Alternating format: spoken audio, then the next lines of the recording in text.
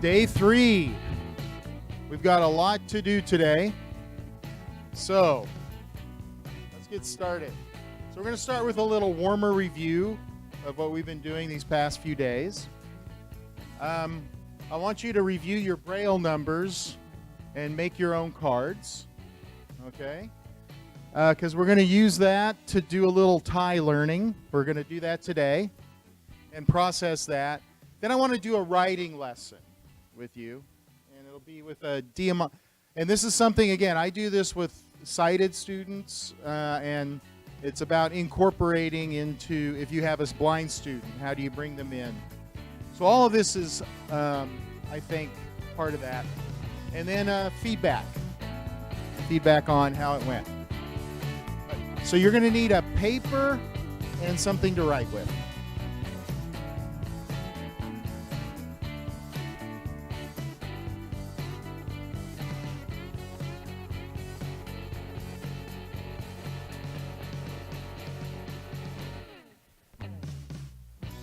On that paper, you're going to make a grid.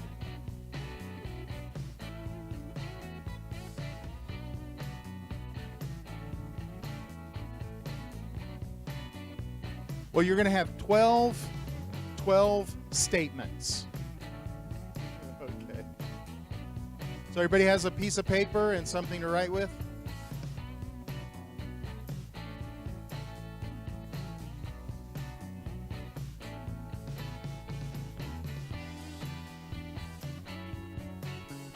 So on your paper, you're going to have 5 columns. Yeah. So, strongly agree, neither agree nor disagree, disagree, strongly disagree.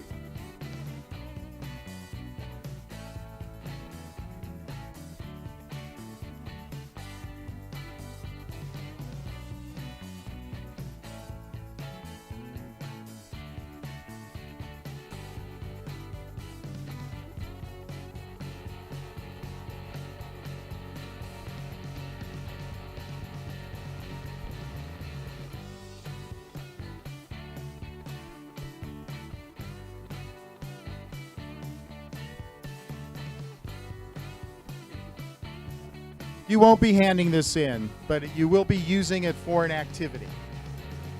Yeah.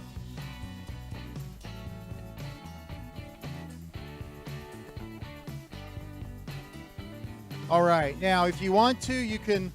I'm going to have sentences, but you don't have to write the sentences. If you want to write the statements here, you can, but you don't have to. There are going to be 12 statements. Work alone, and you're going to give your own answer. Good morning. All right, here we go. So I've got 2 different screens. You'll do 6 questions and then 6 questions.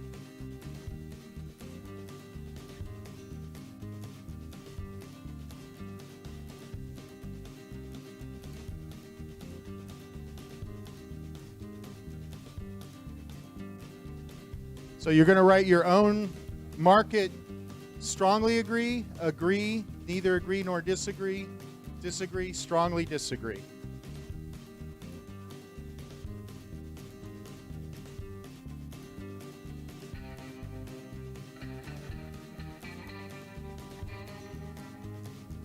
Yeah, go ahead, mark your answers for all 6, and then I'm going to go to the next slide. So.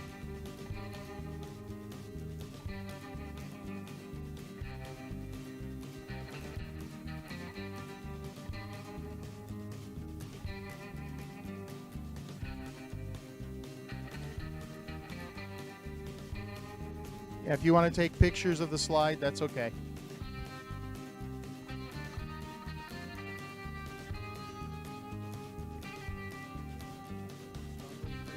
Agree, neither agree nor disagree, disagree, strongly disagree.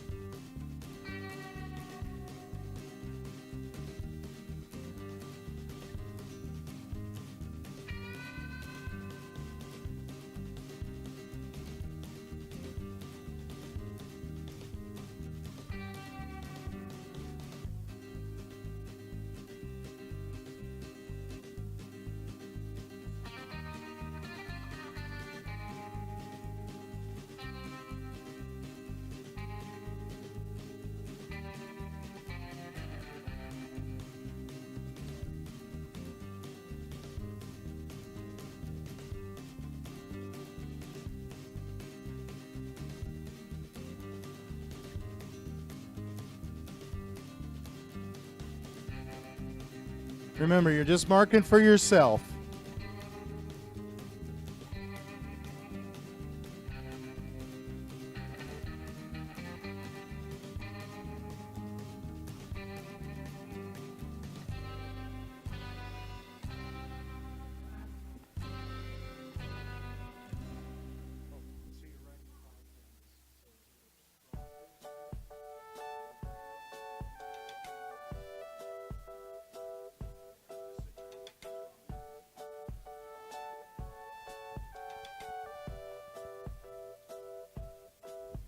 Okay, have you finished these questions yet? Let me know. When you're finished, I'm going to go to the next slide. There are 6 more. Like I said, if you need to take photographs.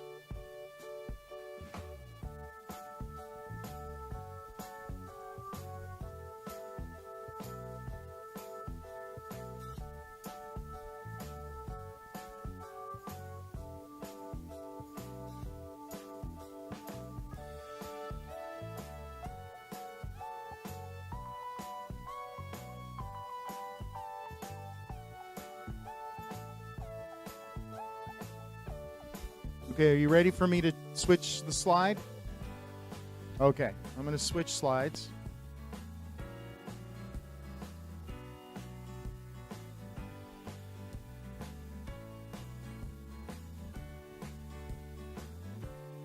Now you're going to go A, B, C, D, E, F. Yeah, so that way we know if it's 1, 2, 3, 4, 5. The problem is when I did my slide, I couldn't continue numbers. Right, it started over, so that's why I changed to A, B, C, D, E, F.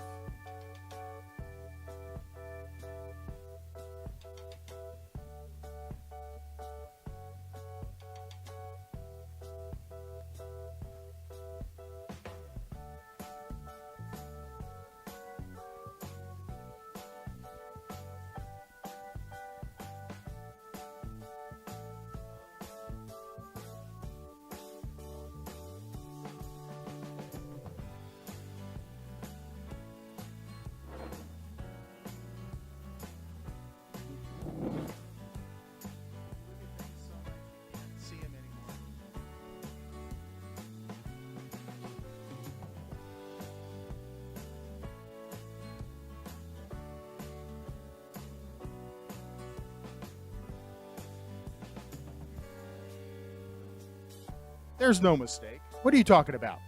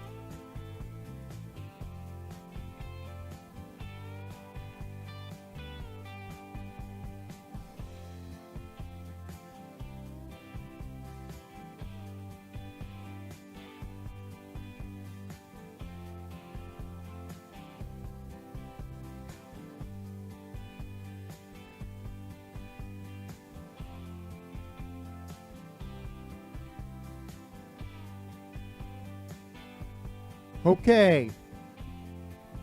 When you are finished, share with the partners at the table. What are your answers for each one? and why. If you have some differences, discuss the differences. Hey, Wonder Woman, I love your superpower. Your super. You had Batman, and now you got Wonder Woman. Awesome.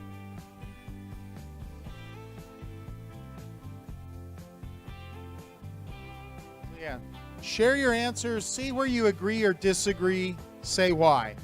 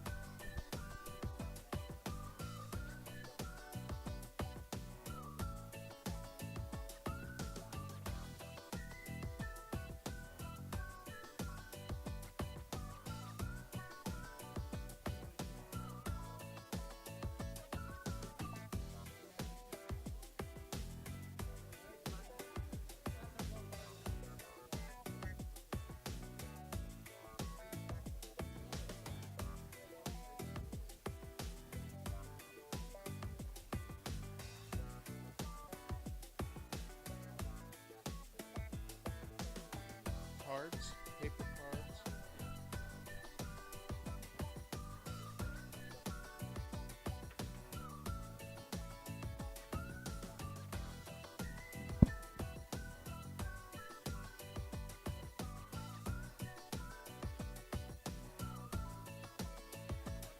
Yeah, make sure you do all 12. Do you want me to turn to the first slide? Or is it, no? You okay?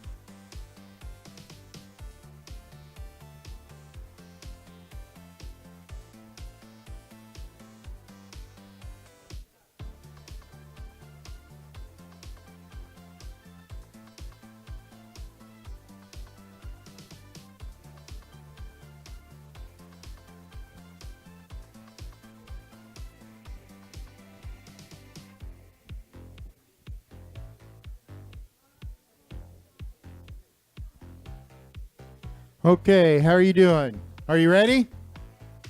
Okay, so we're gonna do a little activity now. So over here is strongly agree. Over here is agree. So this in the middle here is neither agree nor disagree. Over here is disagree. Over here is strongly disagree. So, okay, so what's that corner? Strongly agree. What's this corner? Okay, what's that corner? What's that corner? Agree. So agree, disagree. Strongly disagree, strongly agree. Middle? Okay, so what we're going to do is we're going to stand up and you're going to stand in the room what your answer is for each one. So we're going to start with the first one. Number 1. Stand where your answer is. Number 1.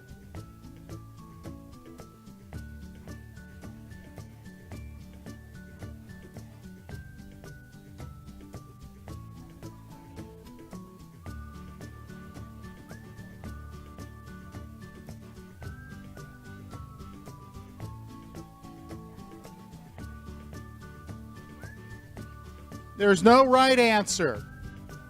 There's no right answer. It's your opinion.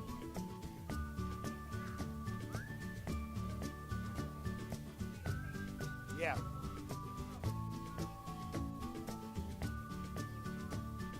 Uh-huh.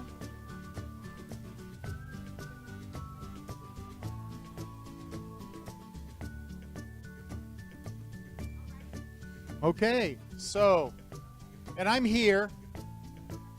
Here, strongly agree. So, would anybody like to give their reason for why they're standing where they're standing? I'm sorry, what? Right. Do you want to say why? You want to say why? Yeah.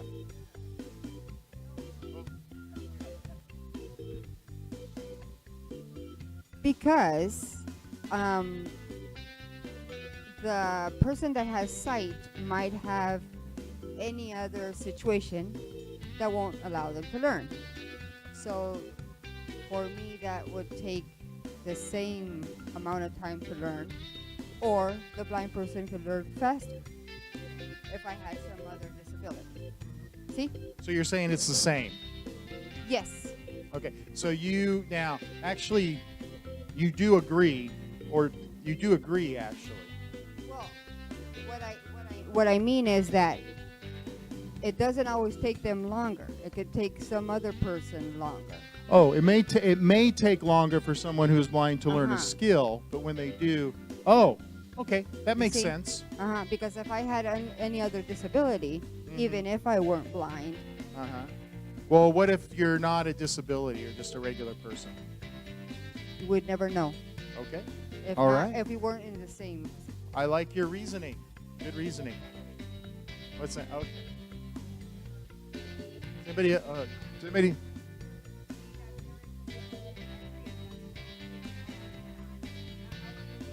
Strongly agree. We consider that, yes, it takes a little bit longer, more patience from the coacher, more discipline from blind people, but it will be as perfect as a normal person. I was commenting to the group that I belong to that I watch a movie. The person killed a man, killed his wife because his wife was cheating him.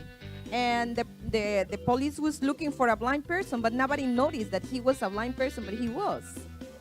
And he paid exactly the change in the car in the taxi, and he know exactly how many steps he had to walk down from the house and everything. So nobody noticed it was an unsolved crime. So it was like, wow. So it takes a little bit longer, but they could, better planning and much more intelligent. Sounds scary. All right. Good.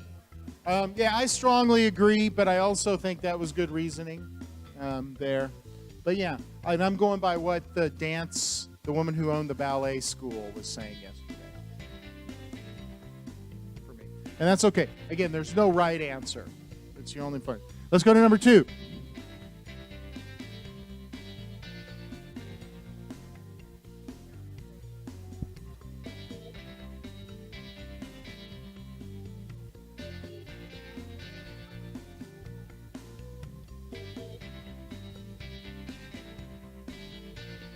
Okay, we had a few changes.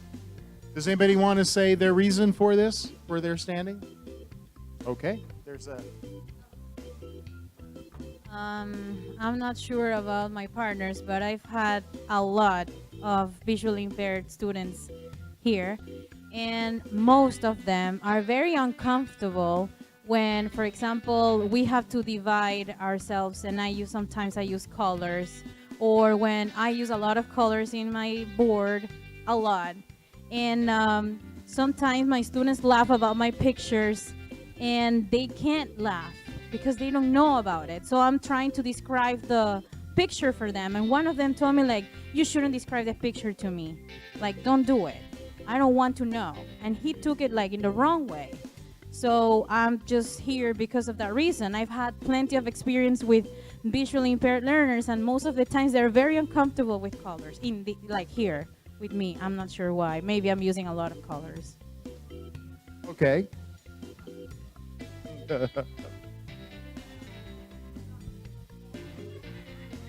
Okay. Anybody else?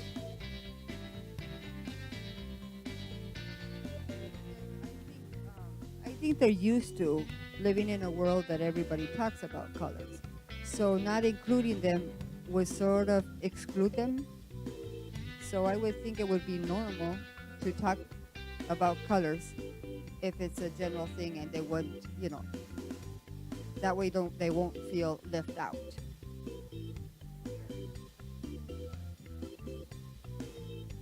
I want to talk about the part that colors that look good and don't look good together. That's subjective because it's on your taste. How do they know what color? If they can see them, if they can perceive them, how will they know what color is not good with each other? So colors can be associated with sounds, with smells, with feelings, with situations. So I think they will never perceive the colors like they are, but they will have some kind of connection between other ideas. So they have like an idea of what you are talking about, but it's not going to say pick the white color. It's not going to be dual for them. So yeah, it's about how you use colors, and what's the purpose, and are they able to participate in that or not? Example, it depends on the age of the blind students in this case. It depends on the level also, and how it has been trained. If since very young, he has been trained like the video that we watched yesterday, that means that he can do it. He can learn something more. He can feel the colors, okay? If it is totally new, then we have to try different things, different strategies in order to teach them. Yeah, and I think you're right. So for me, when I went to, for example, when I lived in Thailand, every day of the week had a different color. And so matching the color with the day of the week. So that's something I had to learn about the culture. And so that's really what you're talking about there, sort of things about the color, but they're not really going to know the color. So again, it's how you're thinking about it. I like the thing, so one thing, I like what you said about, it's subjective of what colors go together, but is there certain like fashion trends, like certain colors are in season, and like certain colors of ties are popular? Yes, but I want just to point this out. If he is a blind person, he will never know what color is he or she wearing. So maybe someone picks the colors for him, or maybe he does it, but he will probably mix a red garment with a black one, and it would look awful to me. So I think that's subjective. Okay, let me try this. Let me try this. So you're wearing a tie. Let's say it's a black tie. Are you going to a funeral? Oh, yeah. You see what I'm saying? Okay, how about this? Ah, that's an ugly tie. What's wrong with you in those colors?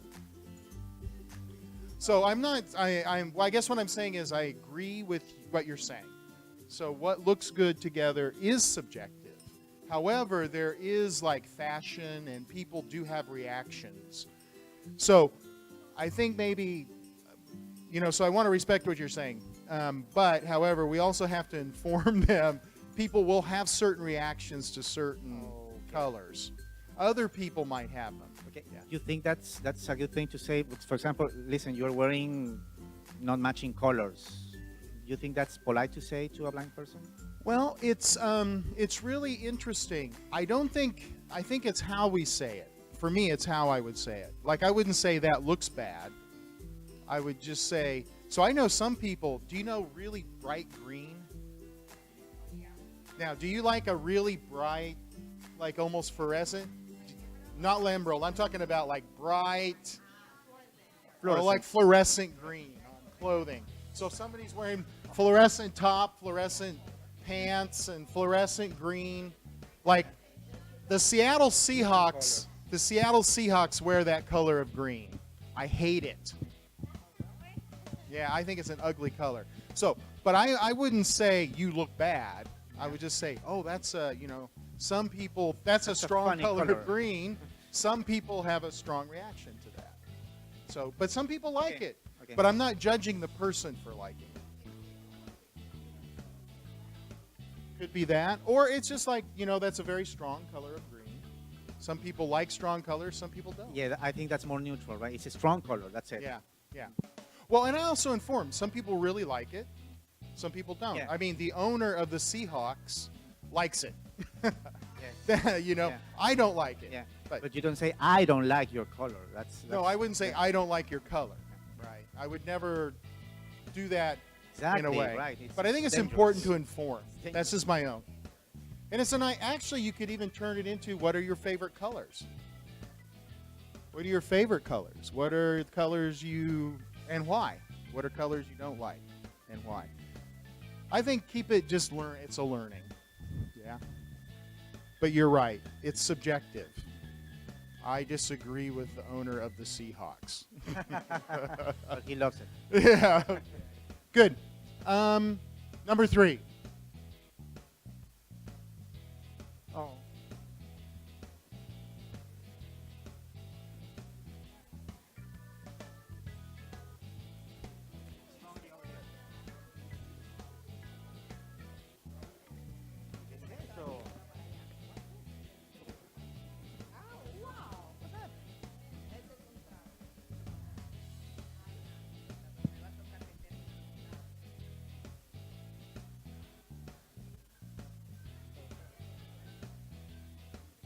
Okay, what about this one? Anybody have any comments on this one?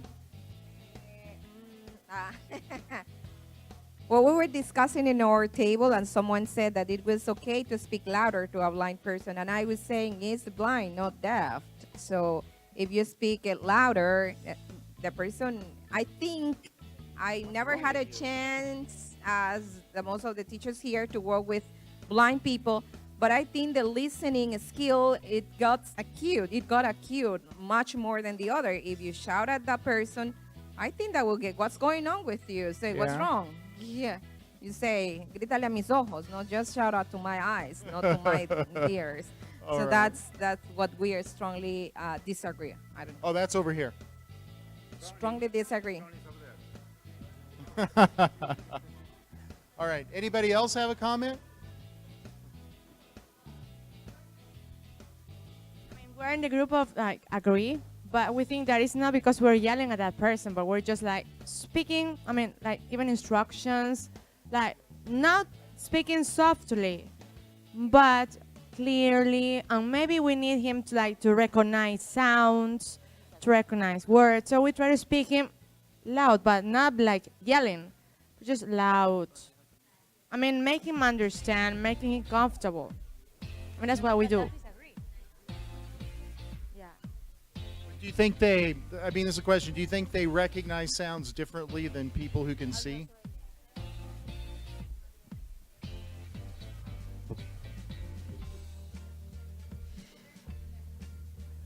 Right. But why speak louder to them than others? Okay, well, that word's louder.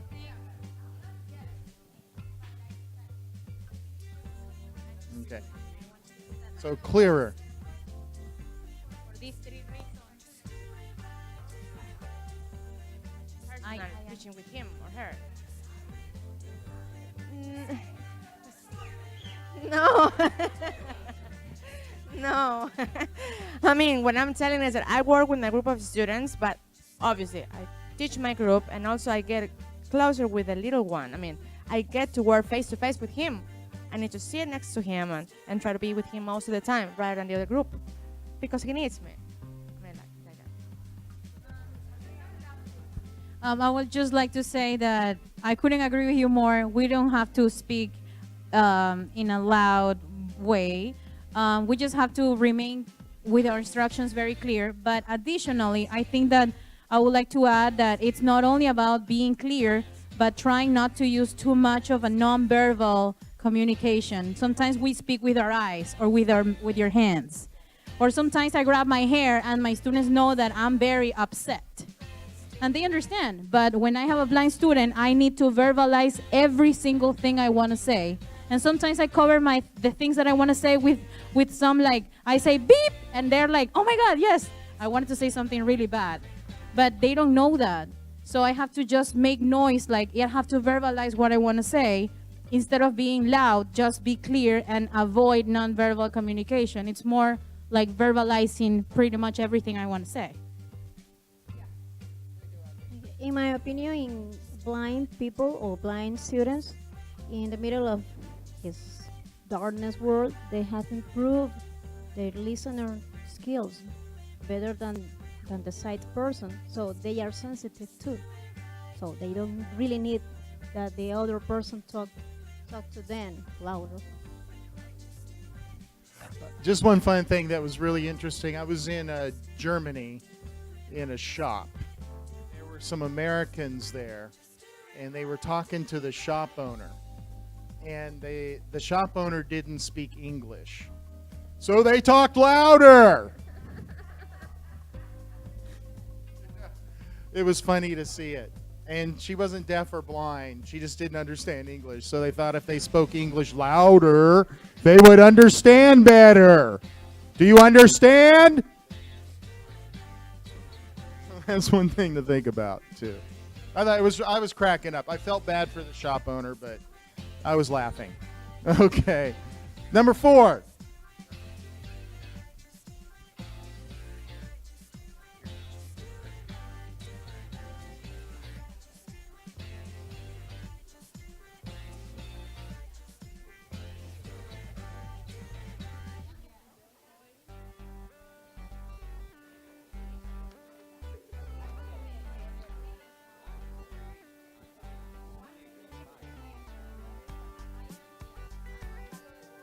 Okay. Oh.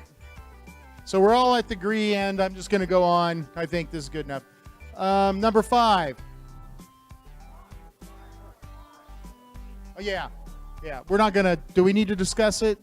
I think everybody pretty much agrees, either strongly or agrees. Okay. How about number 5?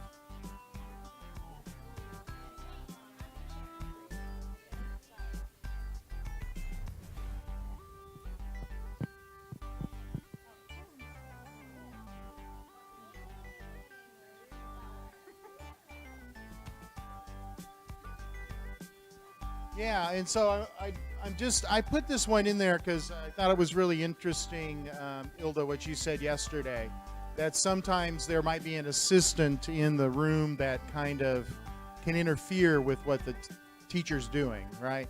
So that's something you guys are going to have to try to work out. But I think it's important for me that the teacher is actually being inclusive of the student and the teacher doesn't get interfered with. If you can work, if it's a cooperative relationship. But to be honest, it'd be nice for me if the student was working with other students. So how do you integrate the student rather than keep them separated and make it difficult? The idea to have you here, and that's why we on the group of directors decided to ask for the new training, was that to give us ideas how to deal with, because some of the teachers, like a lucky number, got one of the blind students that I'm visually impaired. They do the best they can, but in the moment of truth, we don't know how to deal with that. On Saturday, I had a situation with a mother because the mother went knocking the door of a teacher saying, "You know that my daughter is blind. You know that he needs more extra help." And the teacher was helping her. I don't know. And even though the mother paid English teacher to be inside with the student, inside the classes, and the English teacher was correcting the teacher how to teach us so it was like a nightmare. Yeah, that's a really bad situation. And I tried to sort it out, and the matter was close-minded. So I just be as patient as I could. But in that situation, the student is very shy, very respectful, but the matter was out of the world. So I don't know how to deal with that. Well, I think, and again, it's beyond the scope of these workshops. But I think, if you can, like I said, the one man who teaches about clicking and getting around, he says the same thing, that parents can be overprotective and they'll make the student quiet. And I think that's normal even for sighted students. And so, one of the agreements he makes with the parents is you have to leave. You can't be there, and you have to let the student, or they can't. He won't take them on as learners.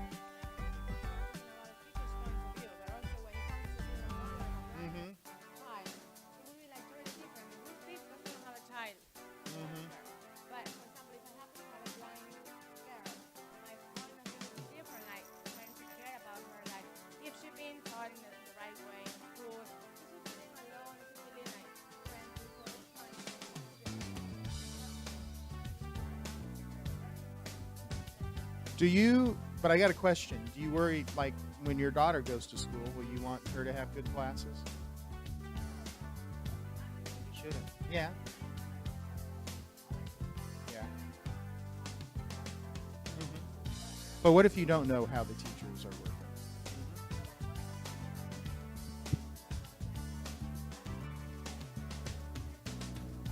Well, we're just talking about blind. We're not talking about not anything.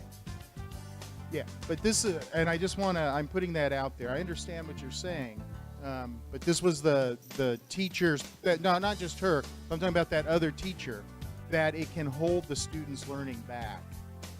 And so it's not saying no, stay away, it's actually helping the parent understand. So the parent becomes a partner, right? But the parent isn't in the room being a partner. And then that way, yeah. So it's working together. It's not being exclusive. But yeah. I'm sorry. Sure. Oh. Once they're, like, you could say, okay, you can stay here for first and second day, and then, gradually wean them off of the mom, okay? And I'm sure that the student will be more open, less shy, if the mother's not there.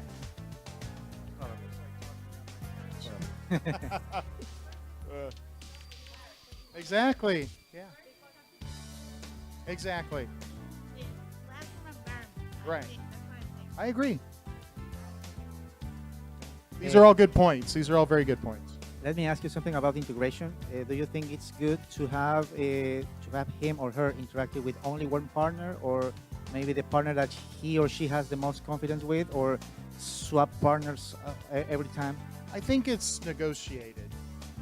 I think again, we're surfing. Yeah, every wave is different, but we're because- still using the same techniques. Exactly, because in my case, he will only work with the same guy every time because they were very, very close. So I just let it go. Okay. And that happens too I see that with students that can see. They have a favorite person. Well, I look at you guys. You sit at the same table with the same people every day when you come in, right? Right? You're not blind. That's what I'm saying, though. I think what you're describing is human.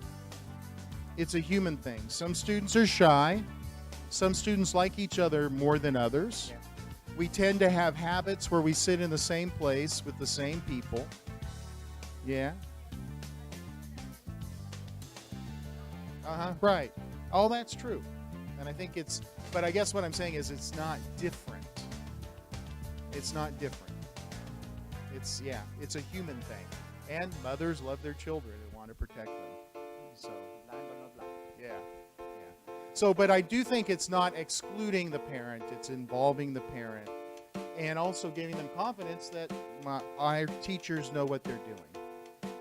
So, good. Number 6.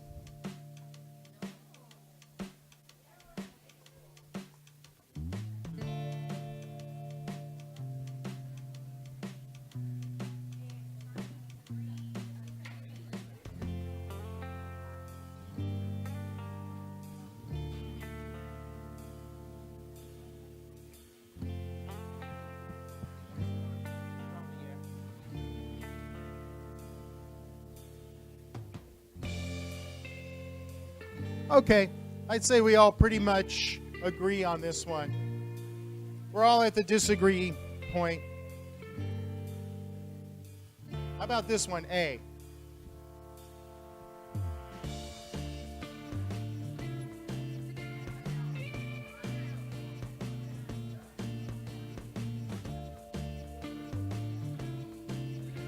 A.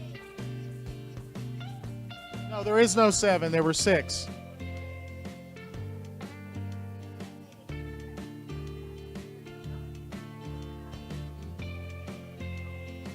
A is number 7.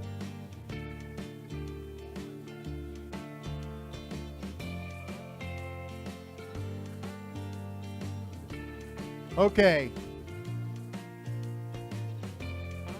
All right, I'd say most people agree or strongly agree. Does anybody want to say anything in the middle?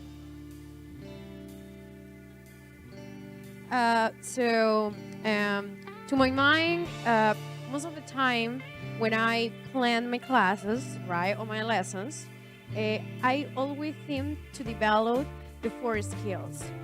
So a blind student or a visually impaired student must develop the same skills as the rest of the class. So that's why I don't have to make like a lot of adaptations to my own lesson plan. I work with a birth sight deficiency, and I have to do like really minor adaptations. But I think it would be different if I had a really blind student. But talking about me, my plans. But most of the time, I like to treat my students personally, so I know her weakness and their weakness and their strength. So that's why when I notice that one of my students is blind, I always approach to them, his, her, whatever, and I ask, okay, what are your abilities? So what you can do, and how do you feel more comfortable or comfy with my class? So I always plan in advance. I have a question. She said about something about the 4 skills. I am concerned with this specific issue. How do we assess writing?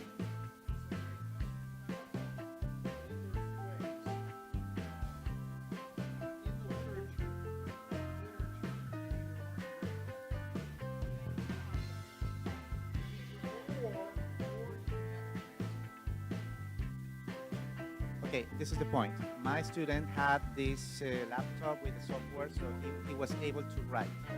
But the words sometimes are misspelled. So I just let it go because it's obvious, right? You don't have to be so strict with that in that matter. I guess that was my guess. I don't know if I was thinking right.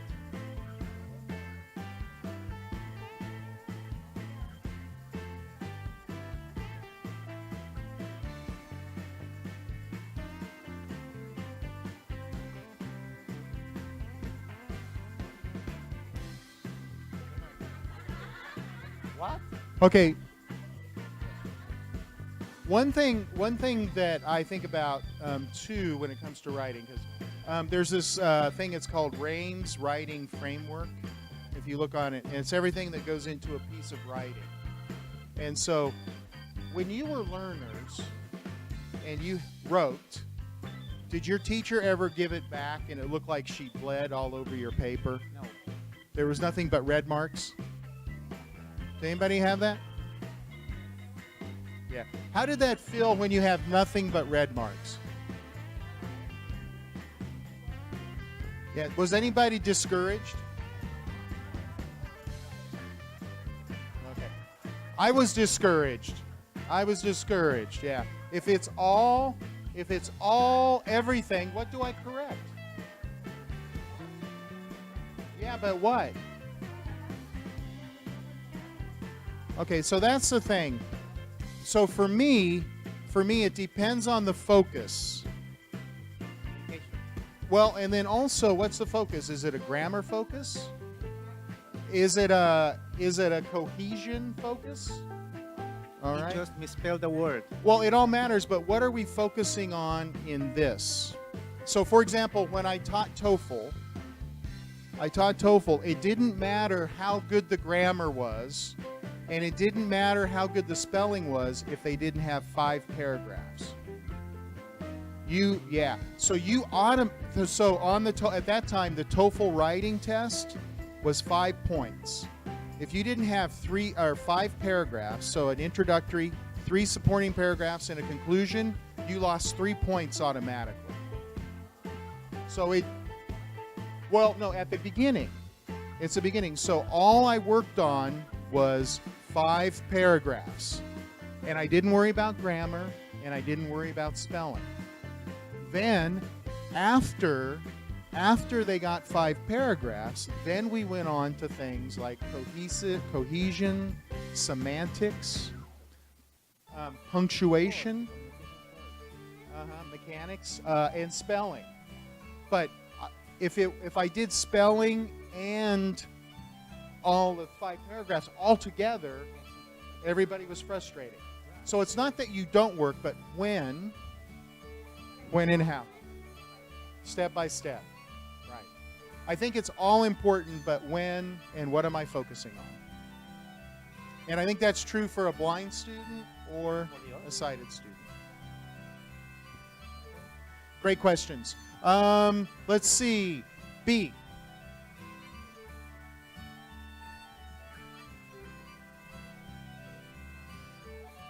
B. We're on B now.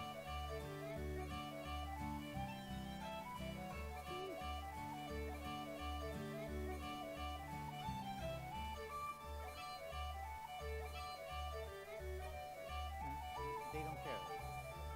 Okay, I'd say it looks like mostly agree. Let's, just for time's sake, let's go on to C. C.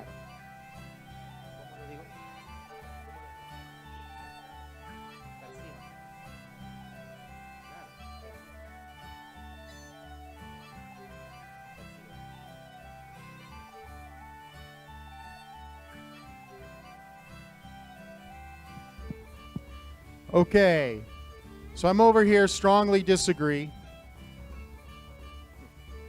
Because nobody gets super abilities from being blind. It's just that they use their other senses more, but they don't become super. It also depends on the training that the mother gives to the blind child in this case. Okay, because as you say, that you develop more other skills to compensate, but if you don't give an special treatment or treatment since he's very young, no, on C, he said. We went to C. We went to C. On C. We are on C. Yeah, so that's why neither disagree or neither agree. So I put that in to have fun. They're more sensitive to the other senses, but it's not super. Like, for example, if someone if someone can't see, it doesn't mean they can hear a submarine deep in the ocean. Or they can't hear someone talking. If I'm in Quito, I can't hear someone talking in Kumbaya. Right? So it's not super hearing. Yeah. It's just I'm more sensitive. Yeah, it's my fault. I didn't see it super word, but I can share with you this. Sometimes when you see disabled people with no arms and no legs, for example, you instantly think, oh, he's got superpowers. He can think he can paint with his mouth or something like that. It's not everyone. It's not everyone. Not all the time. Yeah. All right. Good. I put that in for fun. D.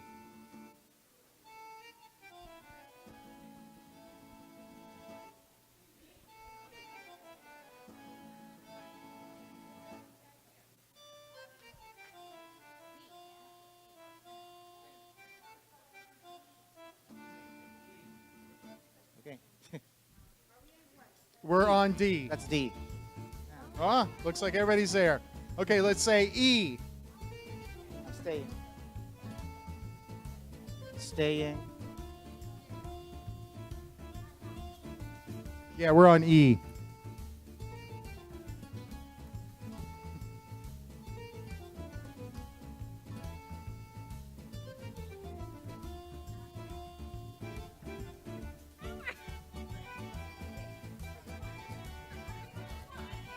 You're the only one. It's on. It should be on. Yeah, I think it's because everybody gains in that way.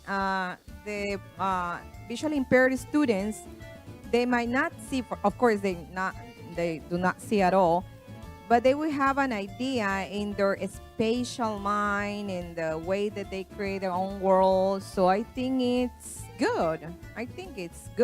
So it would be yes or no, depends on the teacher, depends on the situation, depends on the activity. So it's okay. It would be good. Okay. Sounds like you agree. You just wanted to sit in the chair. And sometimes they will say, disagree, but depends on the situation. That's why. When I read that one, it took me back to the ballet classes, and they talked about the importance of explaining, the environment, which would, if they had tables, you would have to explain shapes and, positions of things, so they felt comfortable. All right, good. That final F.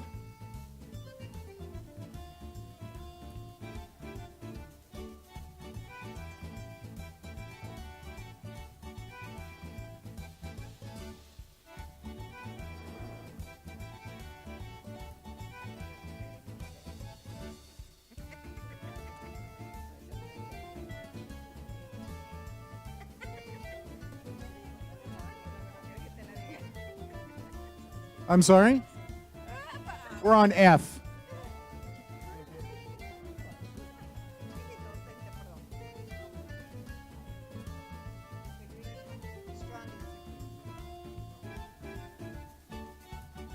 Okay. You guys want to say something? Well, we are talking about since they're born. I mean, I know that it said all blind people, but we're talking since they're born. And their parents will be looking for solutions, what to do with our child. But now, once it's grown up, it depends on the person. If he wants to recover her sight, maybe he finds a solution, he'll make it. But it depends. Okay, talking about the person, when you are an adult, you always, nowadays, since there are a lot of advancements in technology, in the science and all of that, when they hear something about this one, about if there is a possibility, they try to look for help. They try to find a cure because that's their desire. That's what they want. At least see at once in their life. So I think that could be. I think acceptance is the situation there for everyone. It does not mean whatever it is, because if I am tall, short, chubby, thin, slimmy, whatever, you have to accept the situation where you are, and it's not, you don't need to find out a change. And I'm sure that a lot of blind people, they are not looking for cure. They are looking for getting more skills and, the way to be included That's the idea. In fact, it is. Okay, There is no there is no cure. cure. For Yeah, blind. Yeah. I agree with that. Yeah. So this, yeah, no, this is what's interesting, and the reason I put this up, if you read the literature from particularly blind organizations, it says be careful, because a lot of people who are blind get irritated with being asked the question, do you want to see? I bet you're looking for a cure. They really get frustrated, and so I'm not saying that they would, if something came up, that they would say no, but they're actually very happy. They don't feel disabled or, in bad. I mean, they're very happy with who they are and their environment. So I think it's just, I put that up there more to be careful, right? Particularly, because a lot of times that's what it said. They were like, I get irritated. People asking me about that all the So time. you shouldn't ask anyone or a blind Yeah, person. well, to if say, they bring it up, but yeah, it's just, it's not an issue. It's just, this is who I am. Yeah. Teach me. Teach me. Yeah. That's what I am. What you see Okay. is what it is. All right. Thank you very much. Good. Good job.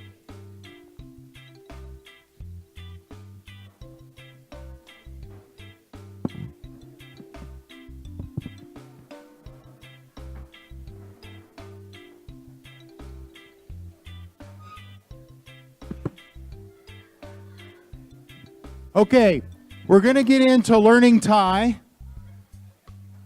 I have cards. All of you are going to have 10 cards. So could you make sure everybody has 10 cards? 10 cards each person. There we go. Now, what I want you to do, everybody should have 10. So you have 40 cards altogether? Yeah. So each person has 10 cards.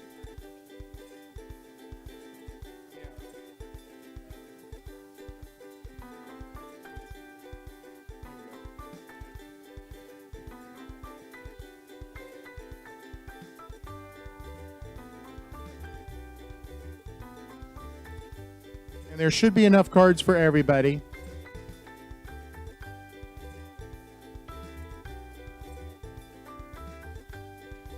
No, there are other cards at other tables, so I'm sure other table. Yeah, we'll let them finish up real quick.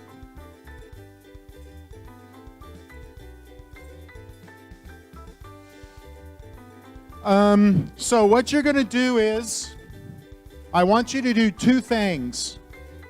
Two things. You're going to, on each card, write a number. One number, one card. 0, 1, 2, 3, right. 0 through 9, yes.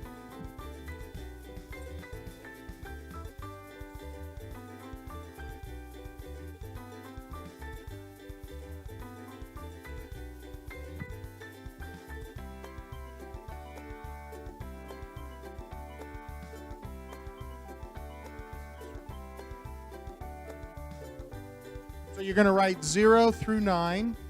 Then, on the same, so that you're reading it correctly, you're going to put the Braille number on there. So you want to be able to see the number and feel the number at the same time. Yeah. So do it so you can feel and see at the same time. 6 more? Okay. Oh, 6 more per person?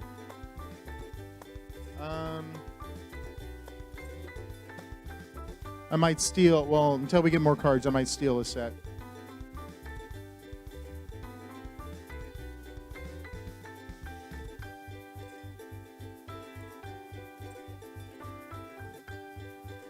Okay, I would say make sure that you have sets that are, so you can at least work in pairs. I might have to steal some sets. Can you make, let me see, can you make 2 sets of 1 through 10? 0 through 9. Make 2 sets of 0 through 9. Huh? Yes. So you're going to write the number and then do the Braille number on it.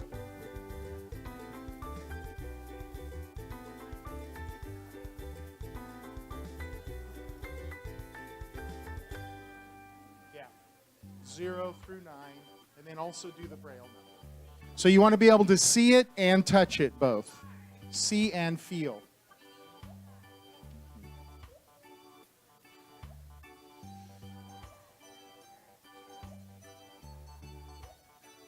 Yeah, because we might have to share. You're going to be working as seeing and not seeing. So.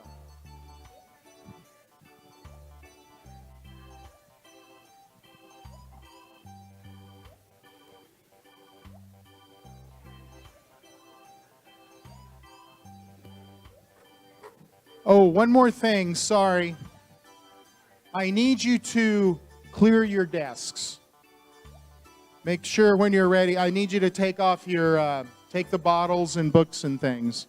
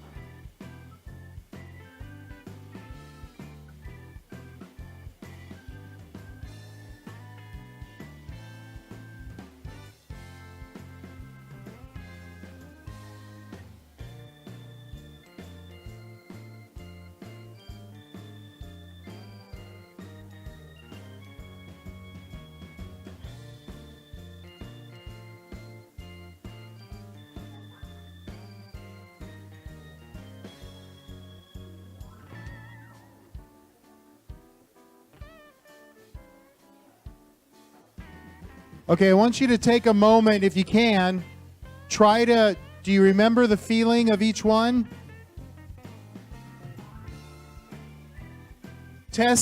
Before we start, I want you to test yourselves. Work together. Can you remember the feeling of the Braille?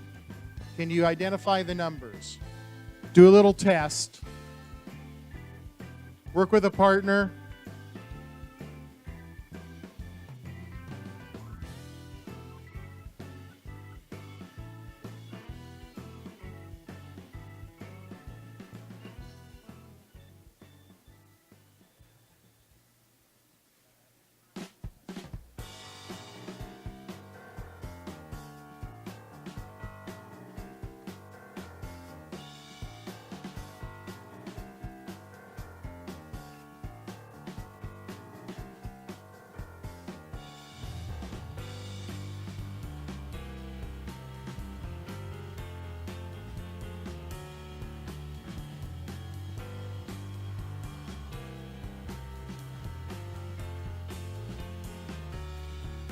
Yeah, test each other. Test each other to see if you can remember the numbers.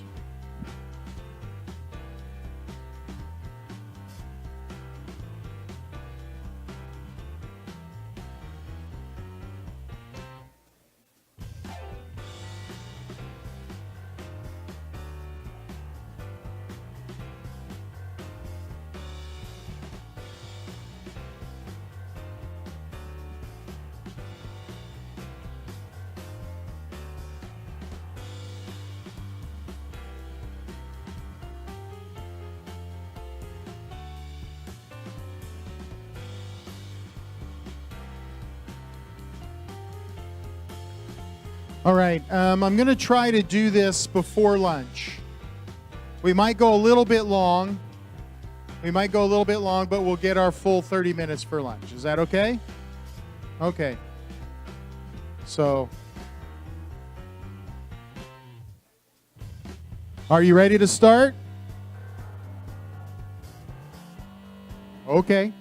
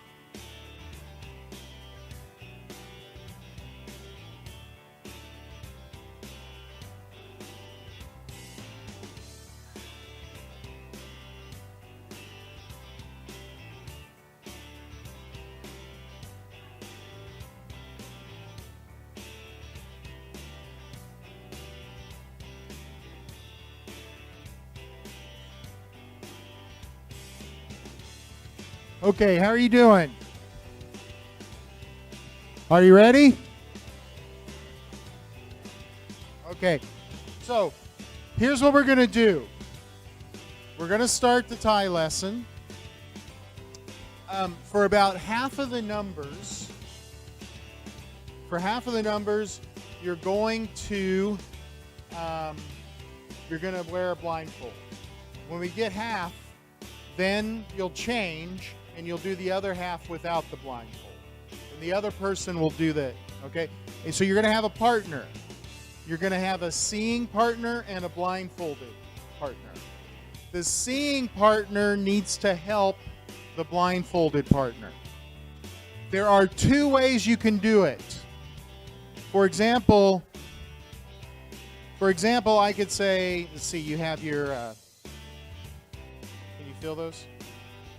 Okay.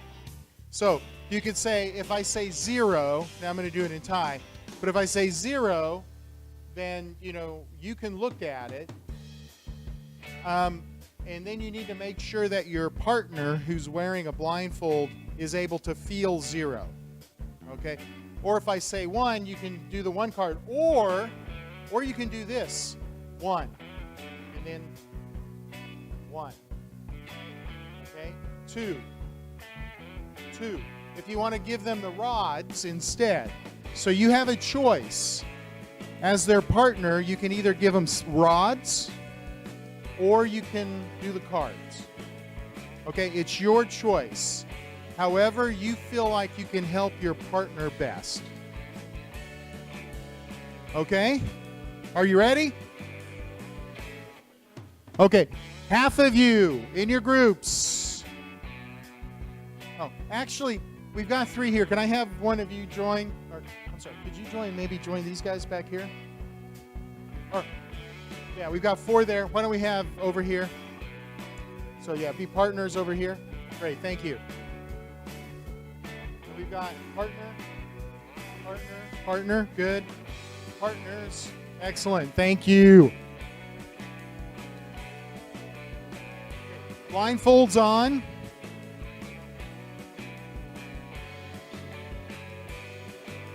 Blindfolds on.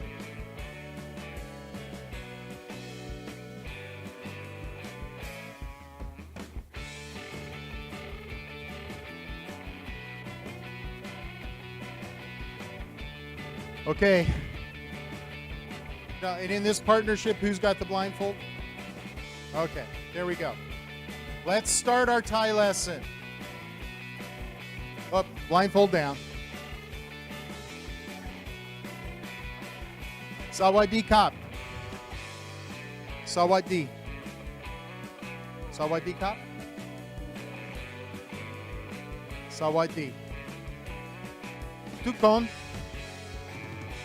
Nung. Nung.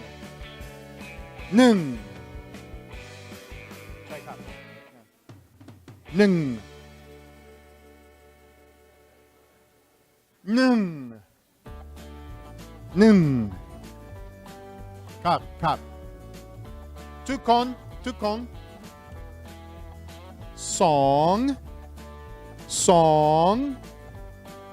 Song.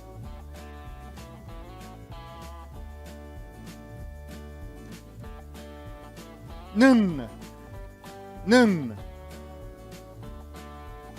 Nun. Song. Song.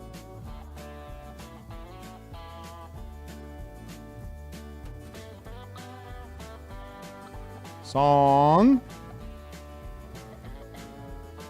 Kap. Sakruna kap. Sakruna kap. Nung. Song. Sam. Si. Ha. Hok. Chet. Bat. Gal. Soon.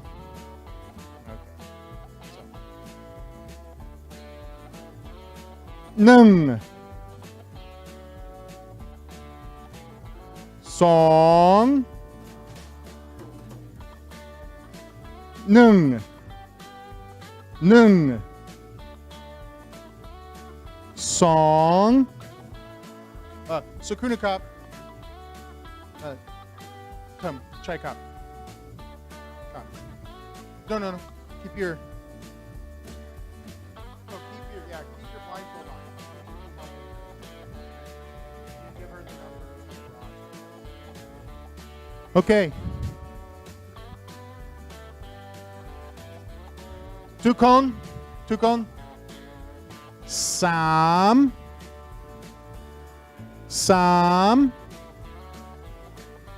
Okay. Song. Sam. Song.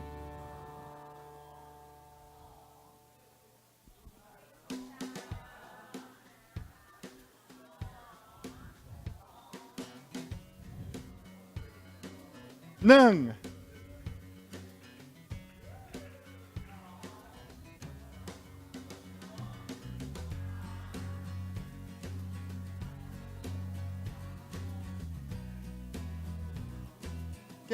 Gang mock.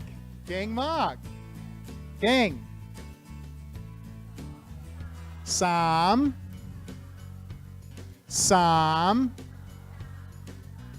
Song.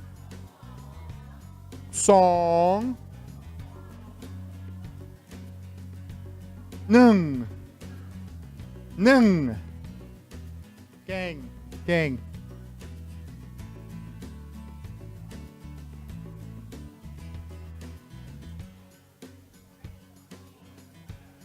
C.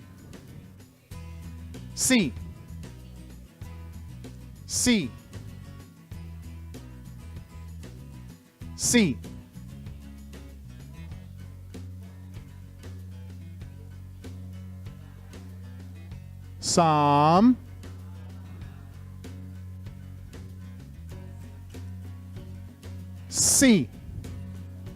C.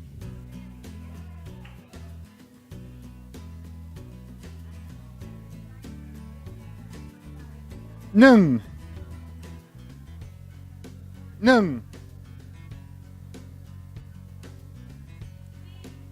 Chai Cup. C.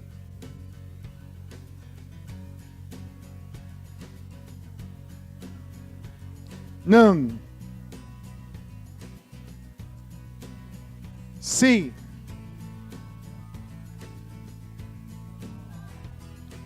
Song.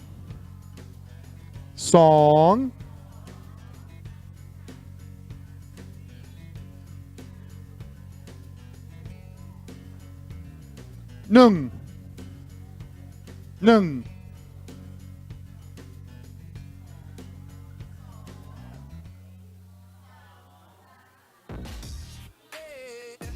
Gang mock. Okay. Ha.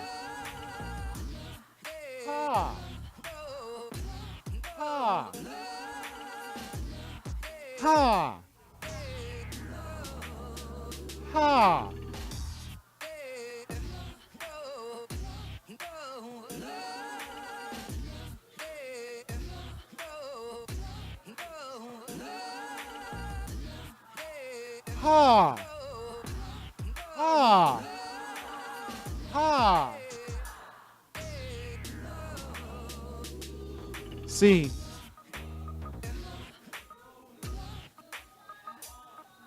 Song.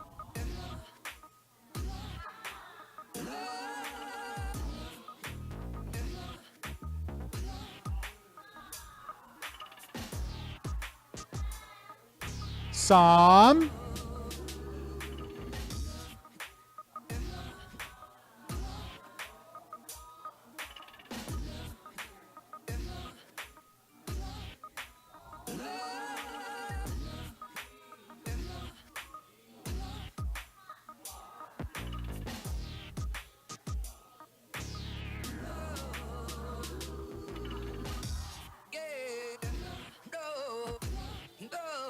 Cop, gang.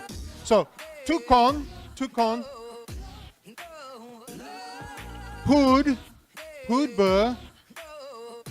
Gap. Buh. So, Pom Pood. Nung. Gang. Gang Mak. Tukong. Song. Chai Kap. Song. Chai Kap. Tukon. Sam.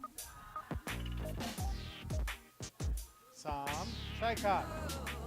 Ha.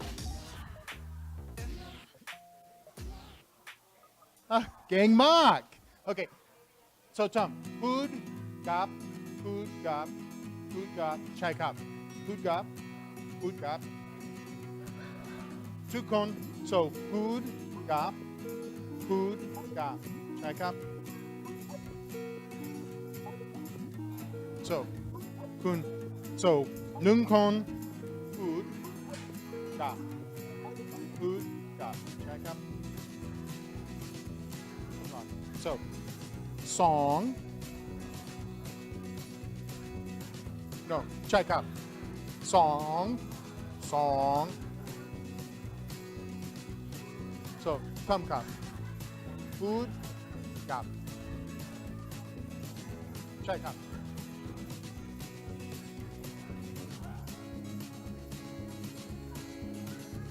Yeah, noon. Check up.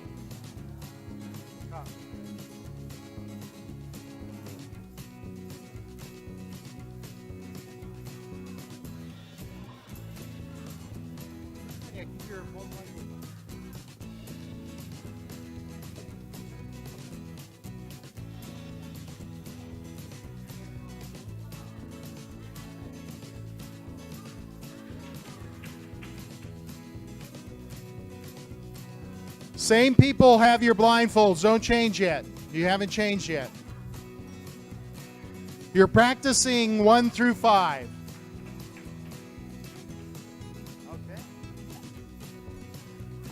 Okay, tukon. Tukon. Katot. Tukon. Tamkap. Ha.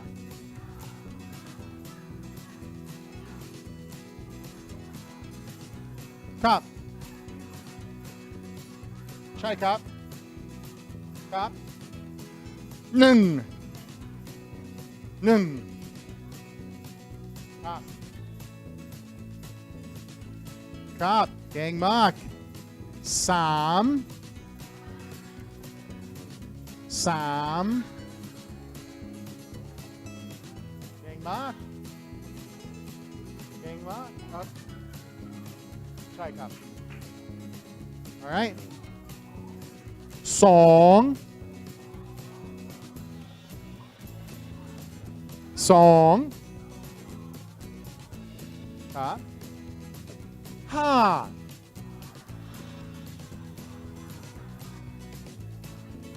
All right. Gang. Gang. Okay. Now, change blindfolds.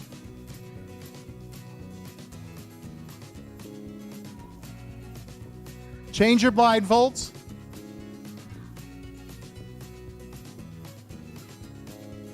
Okay, everybody change blindfolds? All right, here we go. Oh, wait a minute. So your partner, not two partners shouldn't have blindfolds on.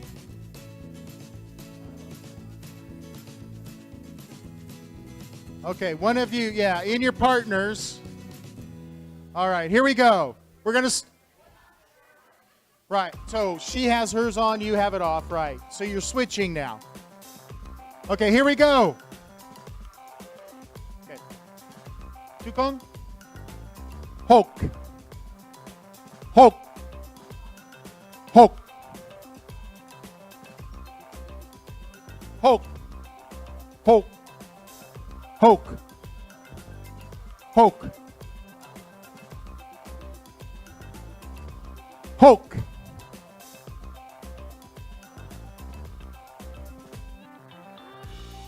Ha. Ha.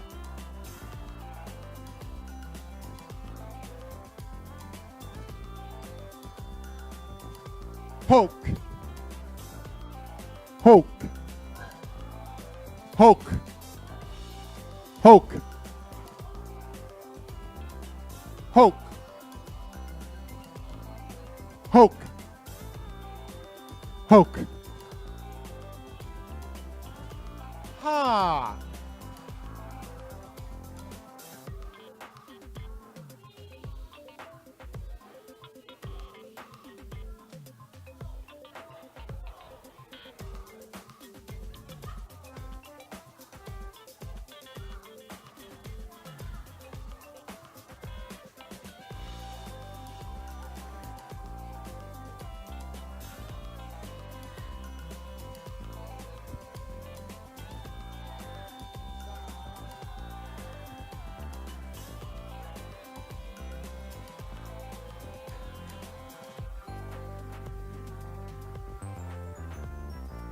Sam.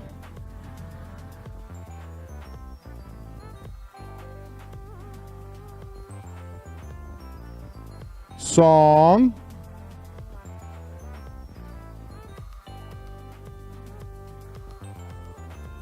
Hoke.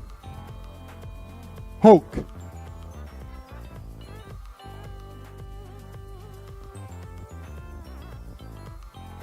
Hoke. Jet. Jet. Jet. Jet.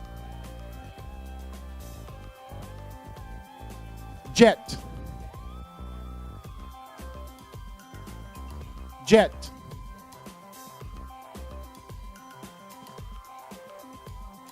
Hoke. Hoke.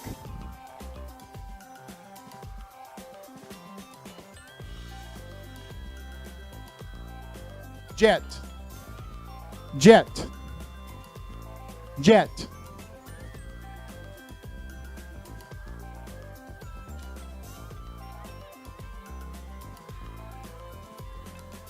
Ha. Ha.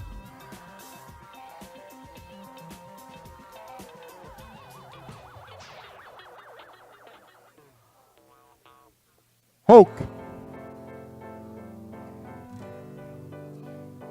Jet. Jet.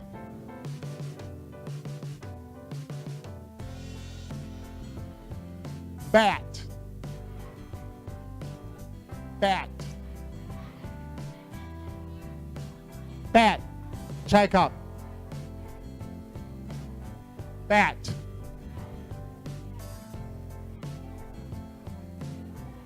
Jet. Bat.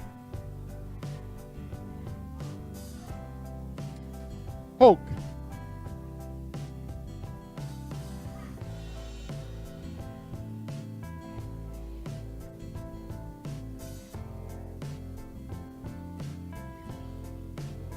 C.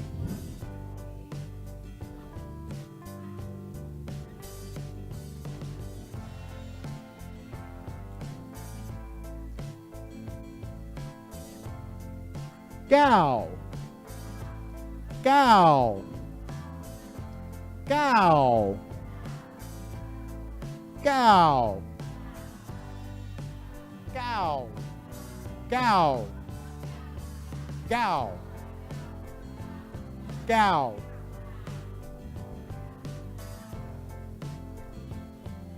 Gal. Gal.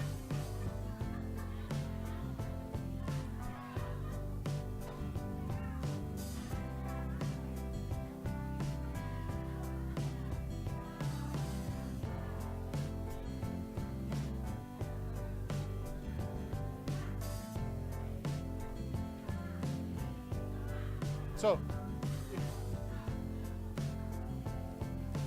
help your partner.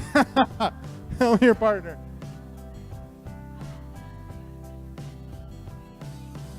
C. C.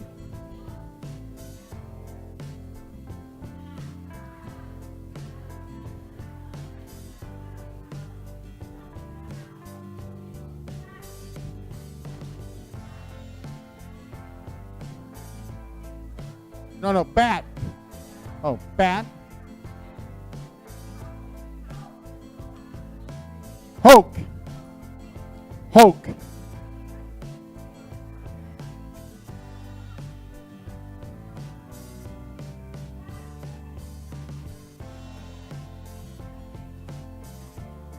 Bat. Gal.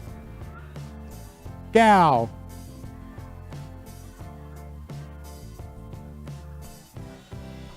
Soon. Soon. Soon. Soon.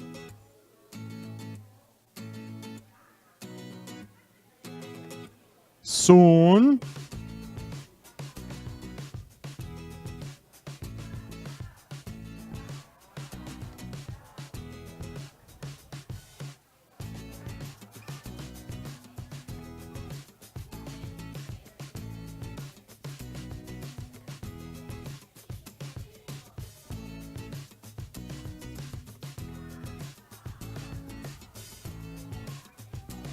Song. Song. Soon. Song. Sam. Song.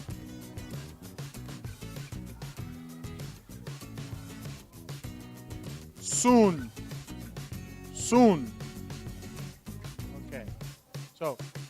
So Tukwan. Pom. Pom pu. Pom put bu. Kun. Tam. So. ไม่เป็นไรหนึ่งหนึ่งทุกคนหนึ่ง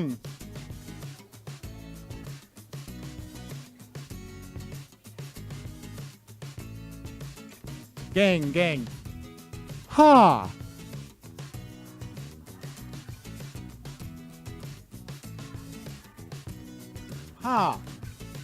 ทำครับทำ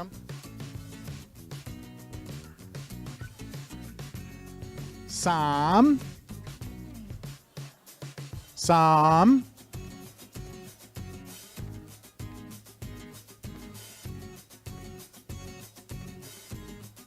เก่งแปด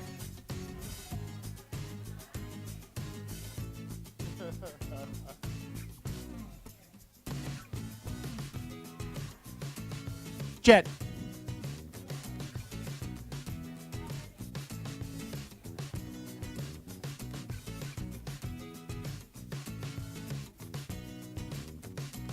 หก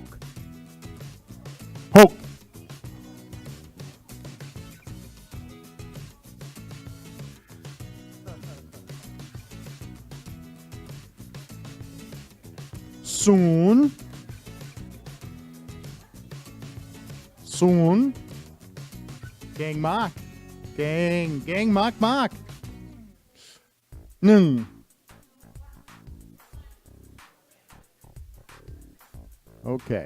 Okay. We're going to stop there. Okay. Quickly, I mean, there's more to this lesson, but I'm worried about lunch. Before we go, though, talk together. What was it like working together with a student that couldn't see? Talk together about that. What was it like having a partner that could not see? How was it for your learning, and how was it for your experience? Talk together.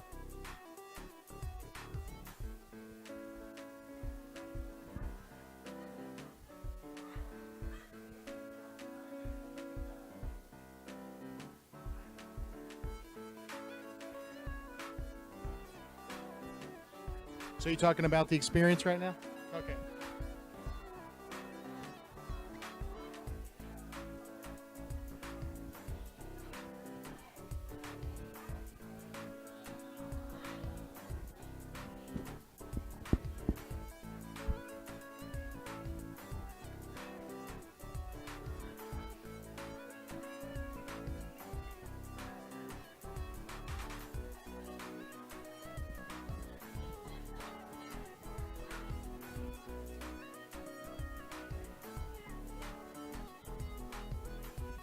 Okay. Any thoughts? What was it like?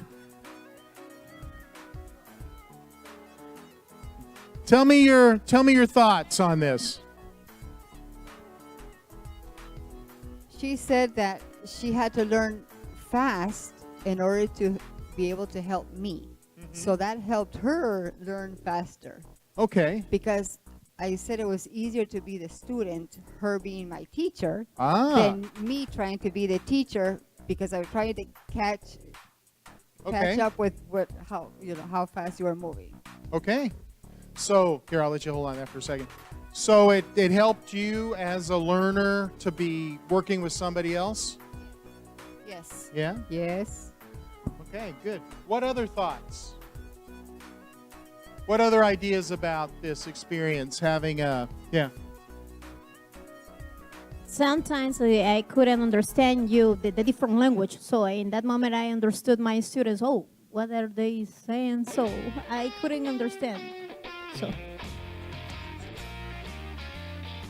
you understand? So I was thinking about my students. Oh, that's terrible. So feel frustrated in that moment. Yeah, I guess that the problem with with the foreign language is that the same problem that they have when they are first learning, right?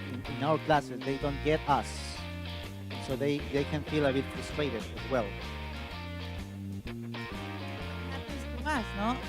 When the time goes by, then the students get used to your way of teaching and everything. And now it was the same. No? At the beginning it was difficult, but then we got it. Exactly. Okay, what I noticed is that maybe if we are in the position of our students, yeah, it is, for me, it was easier to learn while I was blind. Interesting. Why was that? For me, it was easier. Okay. Yeah, than when I was teaching her. Ah. Yeah.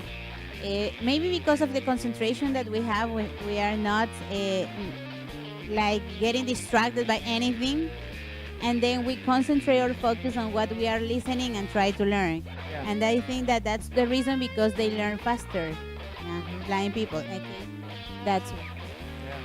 No, when I was when we were at the restaurant where it was completely black, and Ilda was talking, I was like this, and she didn't know. I felt totally free. I could go like this. Yeah, I'm joking, but yeah, when you don't have a lot of other distractions. All right, any other thoughts?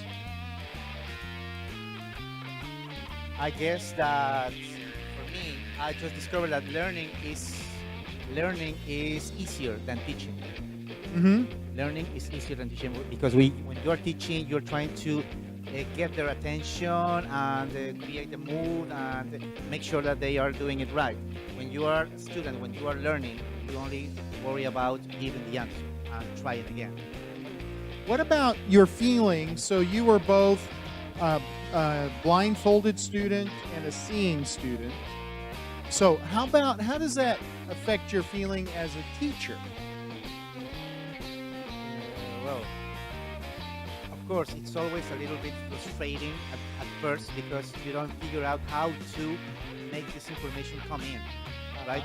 Then at first we started with the cards, but then I realized that it was better with the shapes. Okay. Yes. And when she was trying to teach me, I just started to doing numbers with my fingers because I couldn't find the shapes on the table. Mhm. So everybody develops a system. When you find a system, it's quicker. Okay.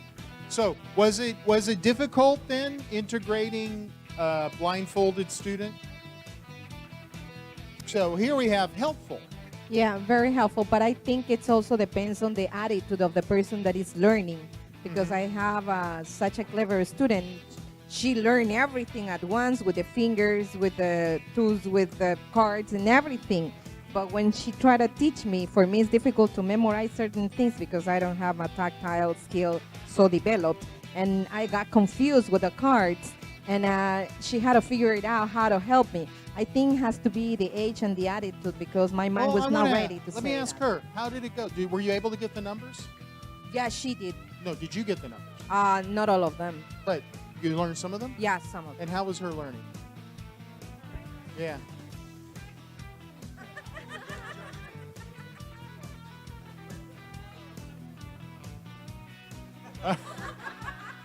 Okay. No. But I think it's also realizing, I think it's true regardless of whether you can see or not. You learn at different rates. Learners learn at different rates. So I don't think it's because you were blindfolded or not. I just think it's you, and then also, you know, a language. And there's a lot of things that go into it. I guess my point is, what I hope you got a sense for, it was very short, but I hope you got a sense for it's really not any different than any other learning situation.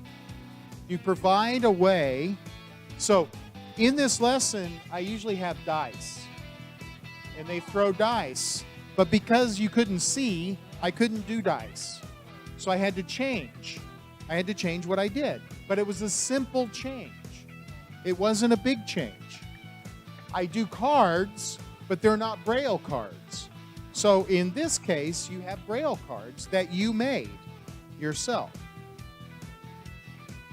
It was very simple to adapt this. So at my university in the States, I taught a semester of Thai language. And this was one of the lessons that I did in that. And it was very simple to make simple adjustments to include blindfolded students.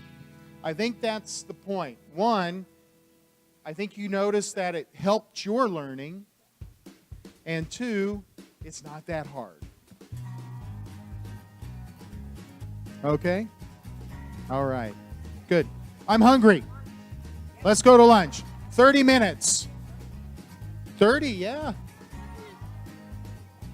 I will see you at 2:02. 2:02. I will say 2:03. I'll give you an extra minute.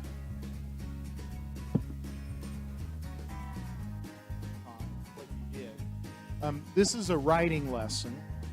Would that be helpful for you to do a writing lesson?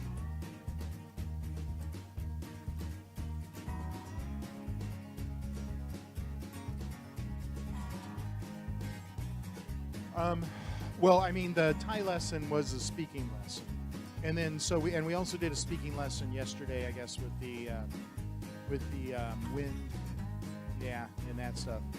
Okay, I'm glad. Thank you. Okay, we didn't get to finish this whole speaking lesson, but I mean, so a writing lesson would be helpful, and then I have some handouts. I'll just give you those.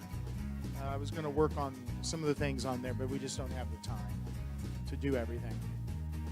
The handouts are just activities that you can do with your students, speaking activities. Okay, so we'll do a writing lesson. I think we need to get started. Okay. Now, I want to do this also. We're going to be integrating blindfolded students into the class, blind students. So this is also going to be important. I'm going to be having you take it off and put it on. Blind students would be able to write in Braille. So you're not going to be able to do that. So you're going to have to write You're going to have to write without the billfolds. Okay? I'm going to be having you do activities without billfolds on. And then I'll have you put them on for some parts. Okay? Yeah, if that's easiest, maybe I should, just to be make sure I don't lose them.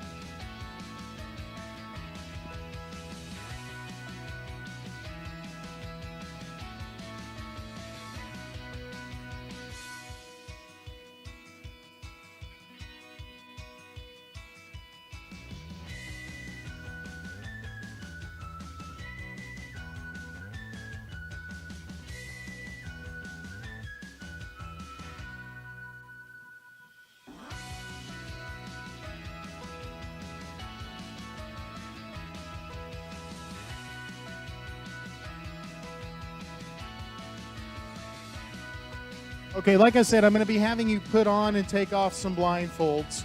So to start off, I'm going to have you put on, I'm going to have you work in pairs again. One person in the pair put on the blindfold.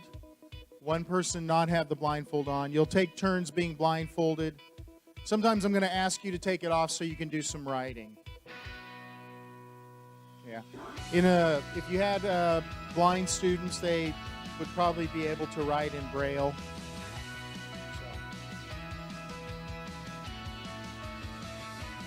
So. Also,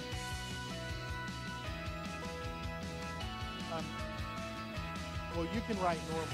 I'm going to have you take it off when you need to write, okay? But in your classes, I would give anything written would be given to the student in advance. I either had to give it to the office for the office to print in Braille, or I could email it. One of my students had a Braille reader, or she had a printer at home, and she would just print it out from her computer herself. So different students had different technology. So that's something you need to check with your students about regarding what technology do they have. Can they read and write Braille? I think that's an important thing. Okay. Yeah. Excellent. Excellent. Okay. So here we go. Partners. One partner has the blindfold on, the other partner does not. Which partner is going to have the blindfold?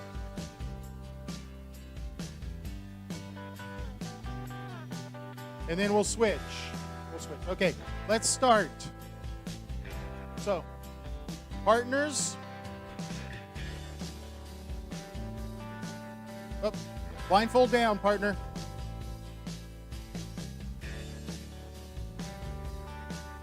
Here we go. So, I have a word on the screen, and partners, I want you to help say that word. This word is diamante. Diamante, yeah.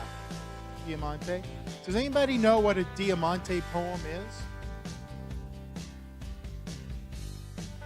Yeah? Have you ever written a diamante poem before? No? Okay. So we have one here. So some people have it. Can you, partners, can you draw a diamond shape in your partner's hand? Draw a diamond shape in your partner's hand. Put down the phone. No phones. Phone.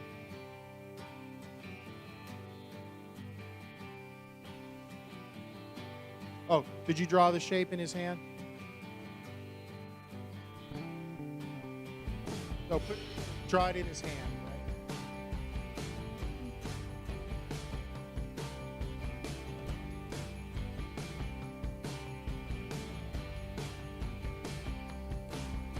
All right. So this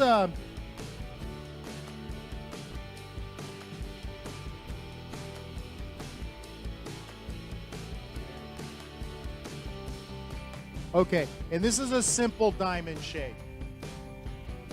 So, talk with your partner. Do you like poetry, yes or no? And why? What do you know about poetry? Yeah, poetry, and do you like it? Why or why not?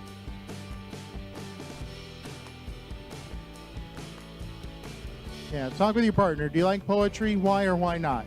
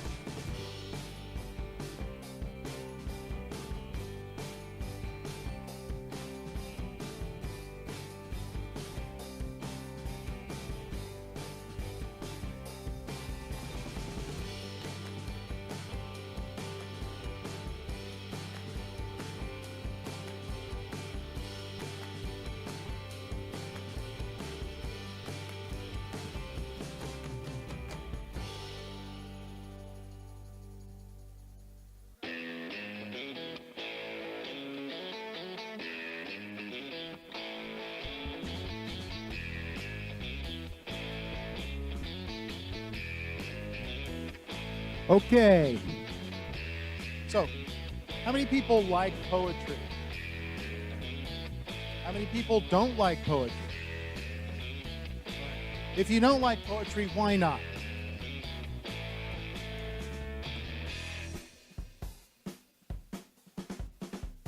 Yeah, tell me why.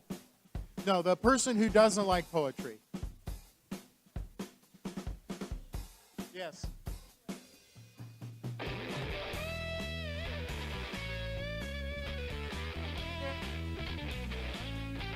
Okay. Okay, now. I have, I have to say sorry for. I think that I don't like it sometimes because it is not that easy to understand. Some poets, not all of them, but I mean some of them, and it is hard. That's why I don't like so much. But maybe rhyming and things like that, when we have to create something using these patterns, that's different. But like reading it, it depends maybe.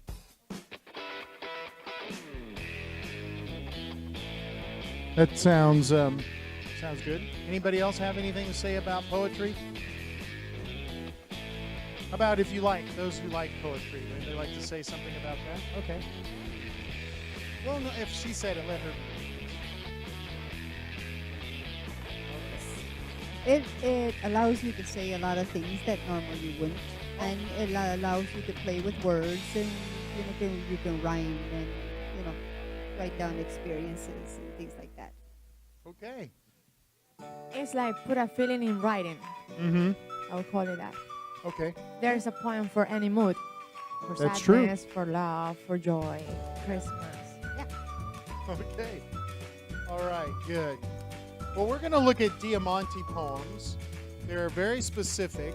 So partners, work together. And I'm going to put a Diamante poem on the screen. All right, so this is one that I made. Okay, so we start with a word. What word do you see on the screen? Yeah, you can say it. Black. Okay. And that there's black is at the top of the diamond. So when you do a Diamante poem, you have a diamond shape, so black is at the top. Okay, now what do you see? Okay, yeah, so we have black at the top and white is at the bottom. And what kind of words are black and white? Yeah? So they're opposites. Opposites, okay? And when you think about black, what things do you think of? What kind of feelings do you have with black?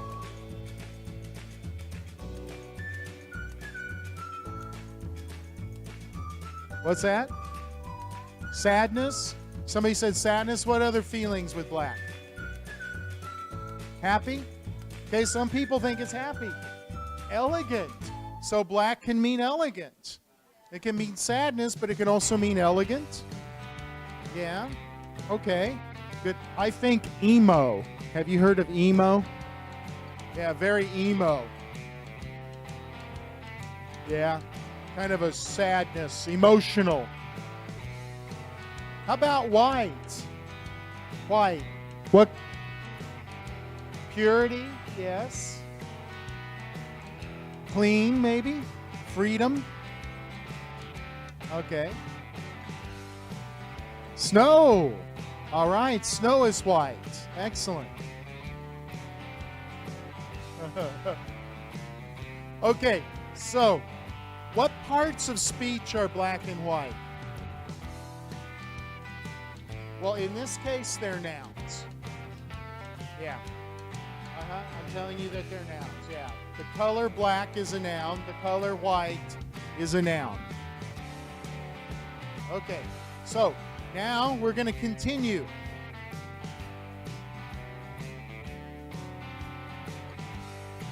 Okay, so now What do we have on the screen now? Yeah? Okay, so at the top we have two words that are underneath black. Two words underneath black. And what are those words? Dark, mysterious. All right. So, what part of speech is dark and mysterious? It's an adjective, and those adjectives describe black. So they describe black. All right. Now, how about, what do you see next?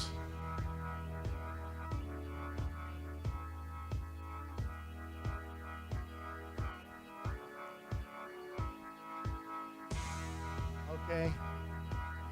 So we have light and straightforward. Light and straightforward are on the bottom. Yeah. And they describe, and they're what kind of speech? Adjectives describing white. So now we have black, dark, mysterious at the top. At the bottom, we have white, light, straightforward. Okay, so how many words does the top and the bottom have? Oh no, well altogether there's 3, but at the top, 3 and 3, but we started with 1 at the top and at the bottom. Then we went to 2 at the top and 2 next, right? And they describe each of those. Okay. They describe black and they describe white. All right, let's go next.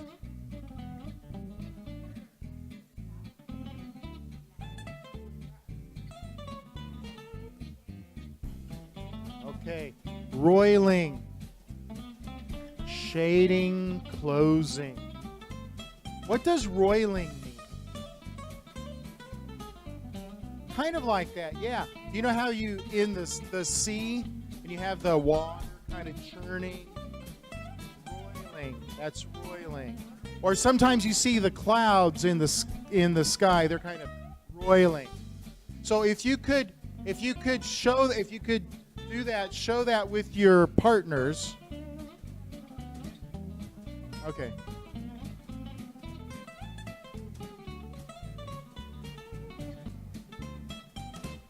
Now, how are you going to help your partner understand roiling? How do you help your partner understand roiling? Maybe touch your partner's hands. Help your partner understand. Okay, nice. That's a great idea.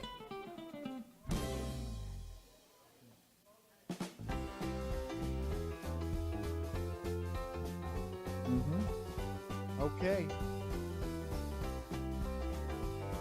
Right, so what's shading? What is shading?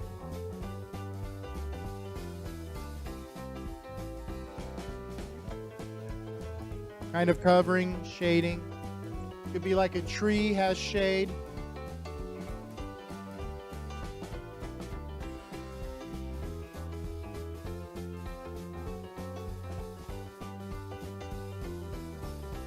All right, let's try another one.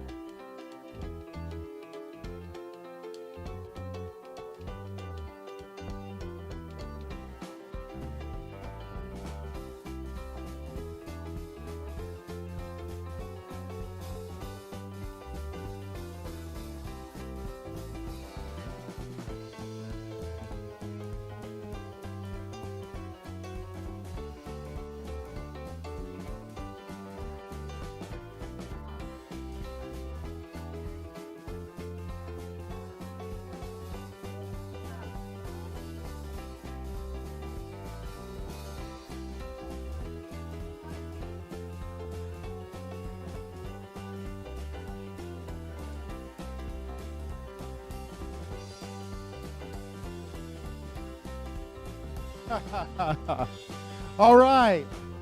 So now we have how many words at the top, the next row? 3 words and describing black, and 3 words describing white. Now, what kind of words are these? Yeah, I might call them either participles or gerunds.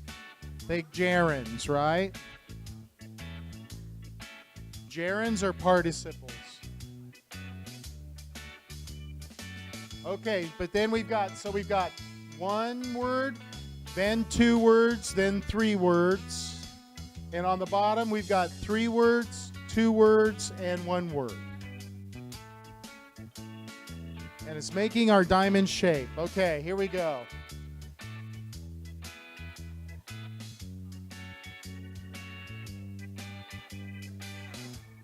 Okay, how many words now? 4 words.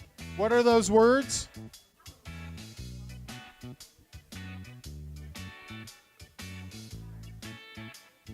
Well, I mean in the middle. How many words? 4. 4.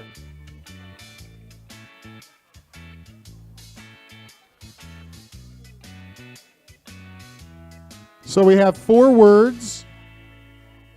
And what do the first 2 words go with? Black. And the second 2 words? White. So the first 2 words go to the top, and the second 2 words go to the bottom. So witches, night, angels, day.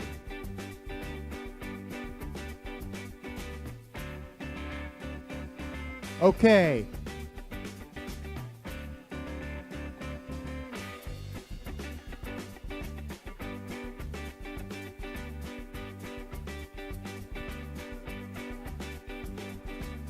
So here we go.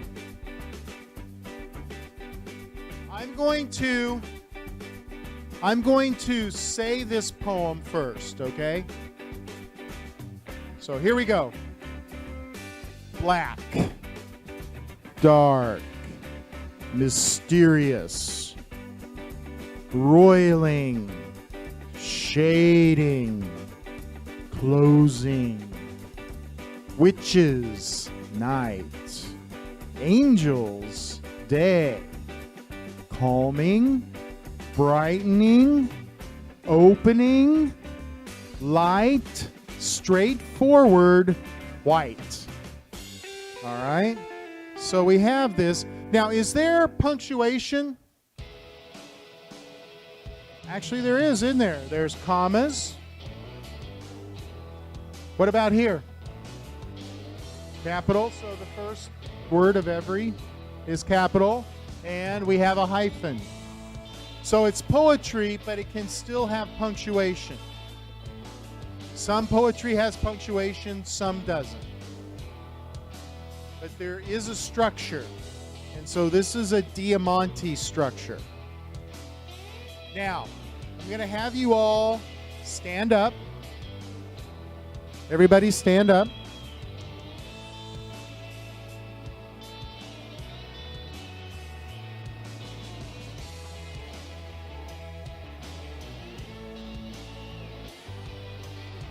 All right, yeah, keep your blindfold. Now, I'm going to say my poem, and then I want you to, I'm going to do actions, and the ones who can see me do the actions, and people who are blindfolded, you're going to hang on to those who are not blindfolded, and you're going to feel and do the actions with them. Okay, you can face each other, or you can be like back, or however you want that person to be able to do this with you.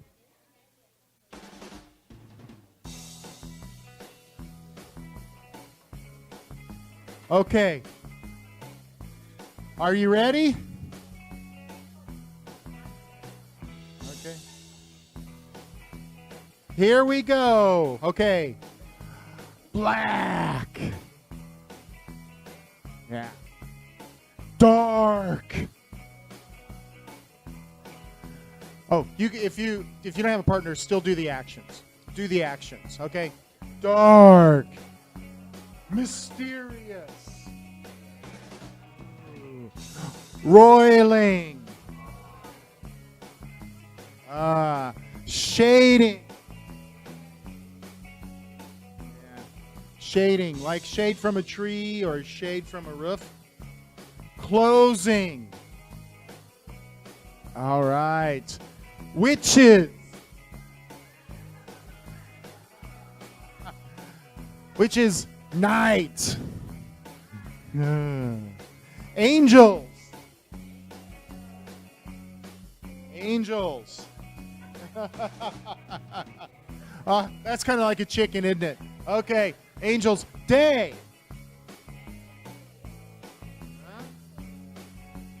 Calming. Brightening.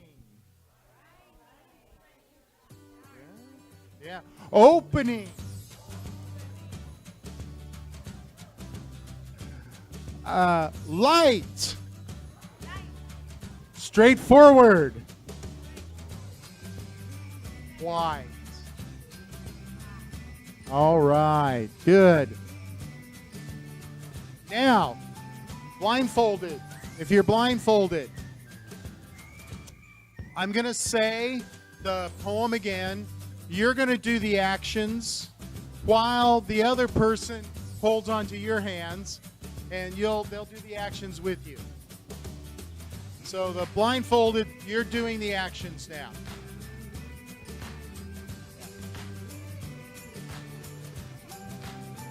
All right, and you'll do them again. Here we go. Blindfold person, I'm going to say the poem. Blindfolded person, do the actions. Here we go. Black. Oh, so you touch. No, she's touching. Hold on to her. Yeah, okay, there we go. Black. Dark. Mysterious. Ooh. Roiling. Yeah, all right. Shading. Closing. Witches. Night. Angels.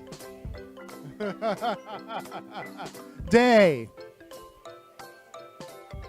Calming. Brightening.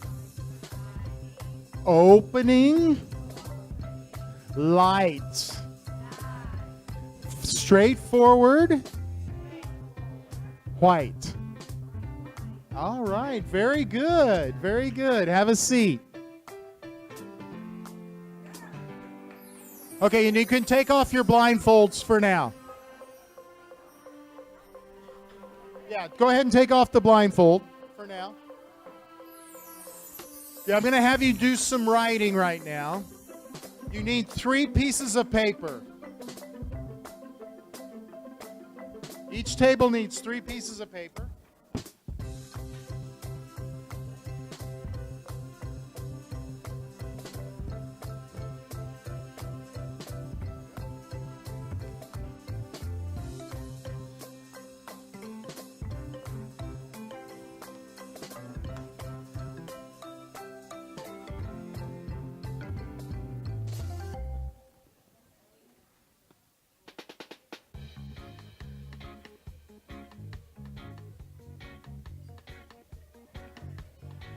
Okay, here's what you're going to do. On one piece of paper, write nouns.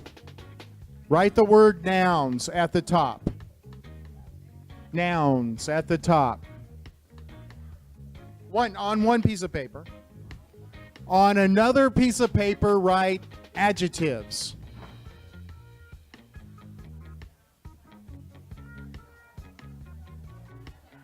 On the third piece of paper, write gerunds. So, nouns on one, adjectives on one and gerunds on one. Now, some of you at your table, right, you're going to have the noun paper. So maybe two of you on the same paper. You're going to have the noun paper. You're going to write as many nouns as you can. At the same time, another person or people will have adjectives. Write as many adjectives. And at the same time, a third person has gerunds. And write as many. So I'm going to give you 1 minute. 1 minute to write as many words as you can. If you have the noun paper, write as many nouns. And now, if two of you are on the same paper, you're both writing at the same time. Okay? So, for example, they're writing adjectives on the adjective paper. You're writing gerunds on the gerund paper. You're writing nouns on the noun. And, okay, wait a minute. Let me get the timer going here.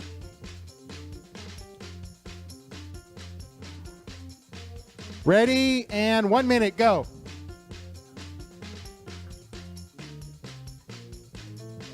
So yeah, you can both write gerunds on it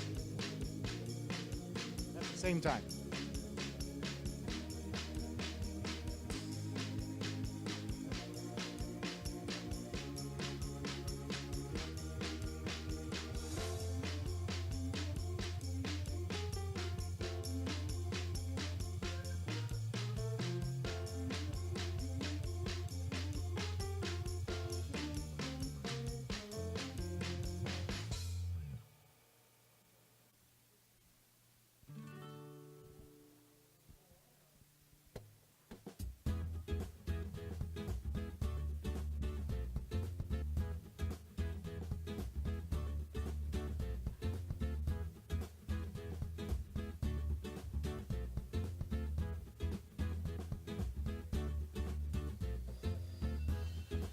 Okay, stop.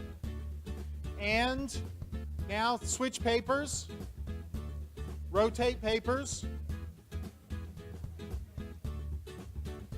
You're going to rotate papers now. New people, same thing. On your paper, write adjectives. Do not repeat the same words, though.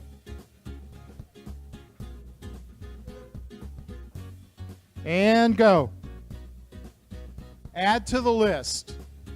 Try not to repeat the words. Okay.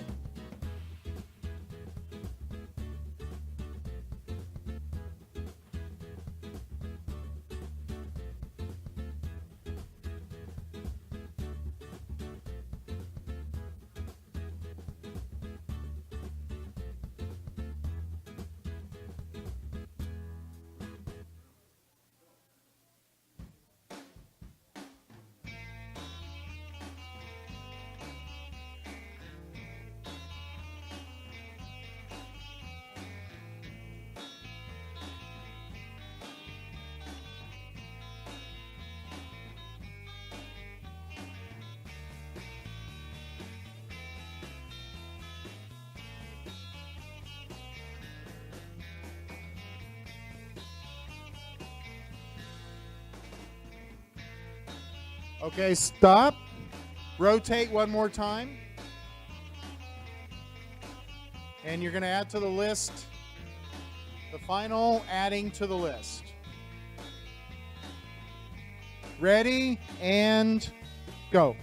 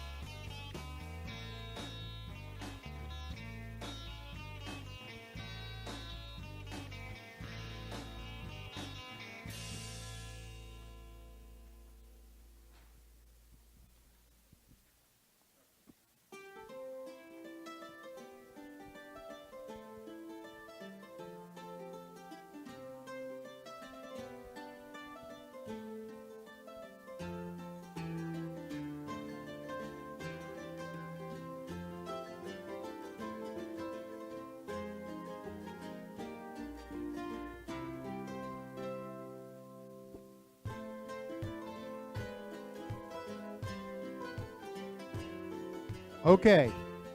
So, now I want you to look at your lists, and in your partners, now I'm not going to have you blindfold right now, because in a class with a blind student or blind students, my expectation is they're going to probably write Braille, have some, because they would be able to read. So I'm not going to have you put on your billfolds, because I want you to be able to read the words right now. I want you to work together with your partner now. I want you to write a Diamante poem. So you're going to you can take the words from the lists. So start with 2 nouns, then 2 adjectives, 3 gerunds, and then 4 nouns. And 4 nouns, right. So, and then these 2 nouns go with that noun on the top. These 2 nouns go with this noun on the bottom. I'm sorry? Okay, so what do you have here? What's at the top? And what's at the bottom? Noun. So choose 2 nouns and start with that. Then what's next? Adjectives. So how many adjectives? And how many adjectives? Okay. Then what's next? How many gerunds? 3 and 3. And then how many nouns? 4. Now, here, what do these nouns go with? The top noun. And these 2 nouns go with the bottom noun. Okay? So, work together with your partner and write a Diamante poem.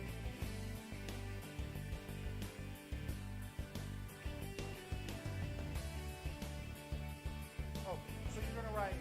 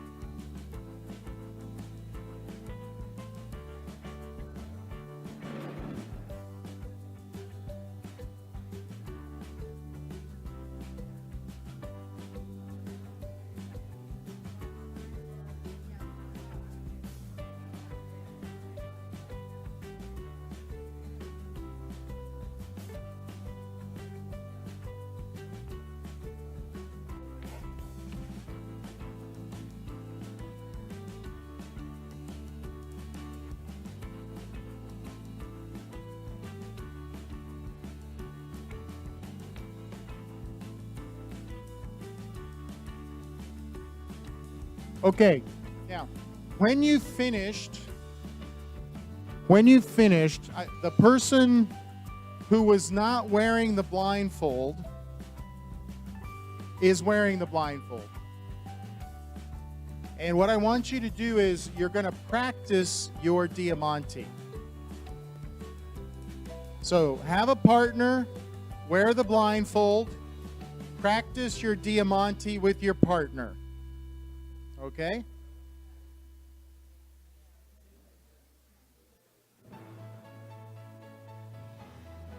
So yeah, we've got some good Diamantes.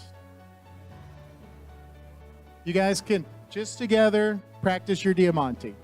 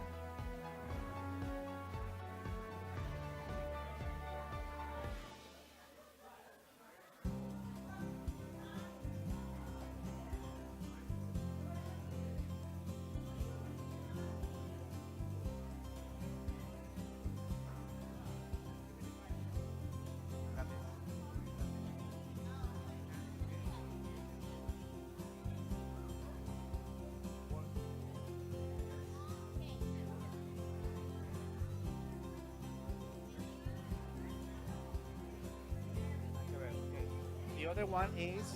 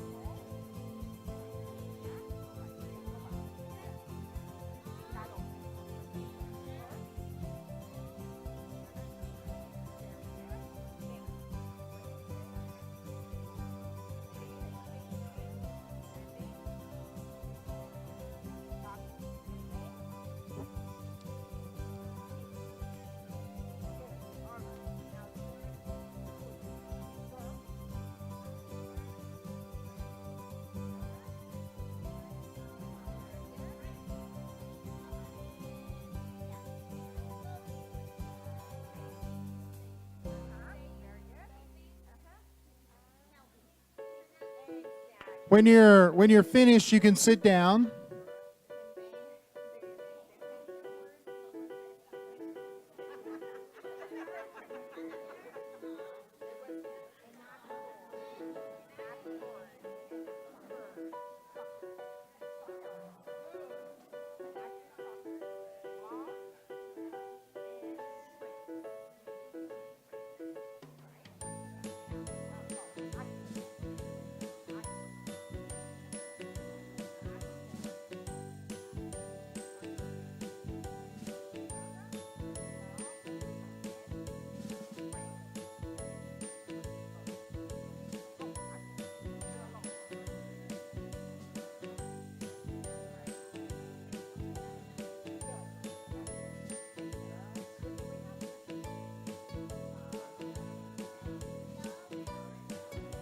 All right, and you can take off your blindfolds.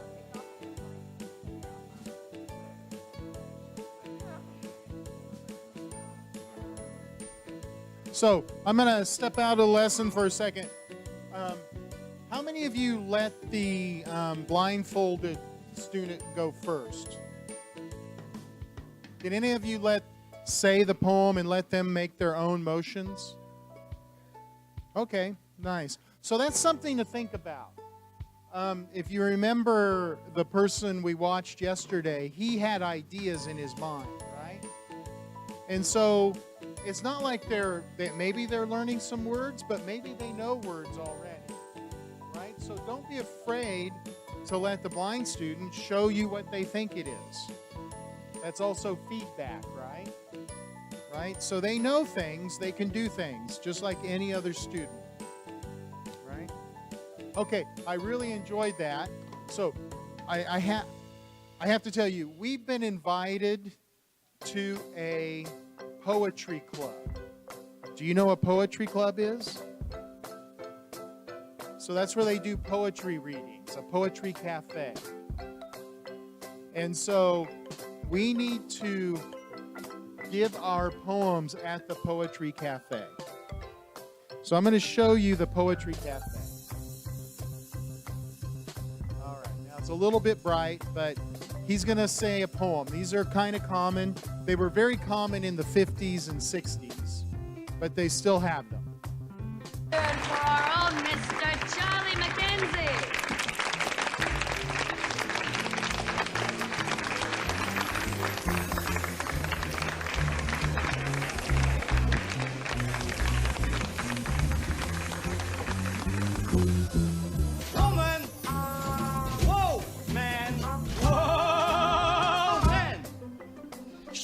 A thief, you gotta believe. She stole my heart and my cat. Betty, Judy, Josie, and those hot pussy cats.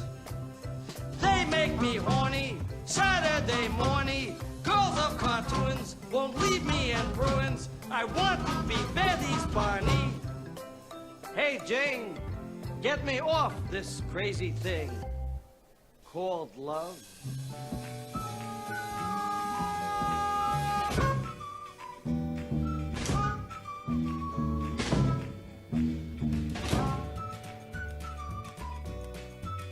All right. So that's a poetry cafe. So we are in a poetry cafe, and we're going to perform our poems now. Okay? So, now, you don't clap. Did you notice what they do? They snap their fingers. All right? So, now I have a poem here. I'll do mine first, and then you can do yours. Now, this one, oh, there's Ilda. Okay. So, Ilda would probably recognize this. We did a little activity called the Caterpillar and the Butterfly. And so I did my poem about the caterpillar.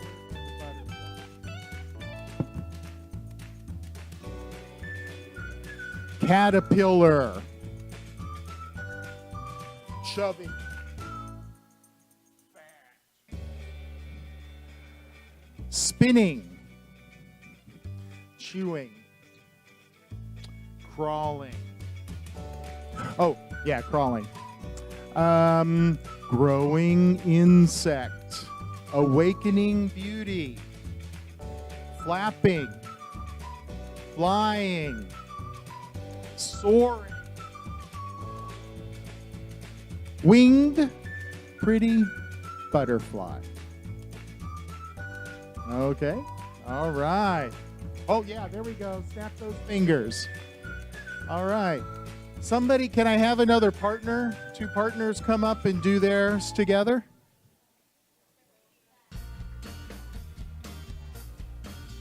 It's two people together. Two people together. Can I get two volunteers? Okay, great. Yeah? All right, here we go. Fantastic. Everybody, come on, give them the snaps. Give them the snaps. All right. Yes, go.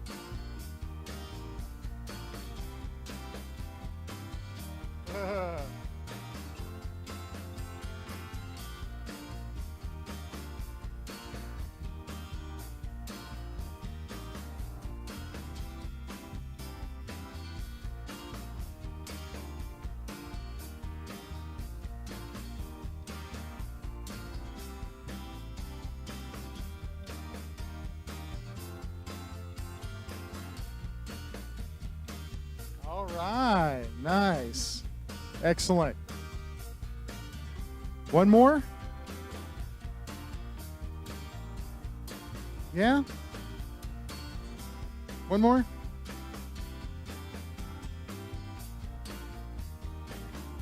All right, here we go. Go up, everybody. Snap those fingers.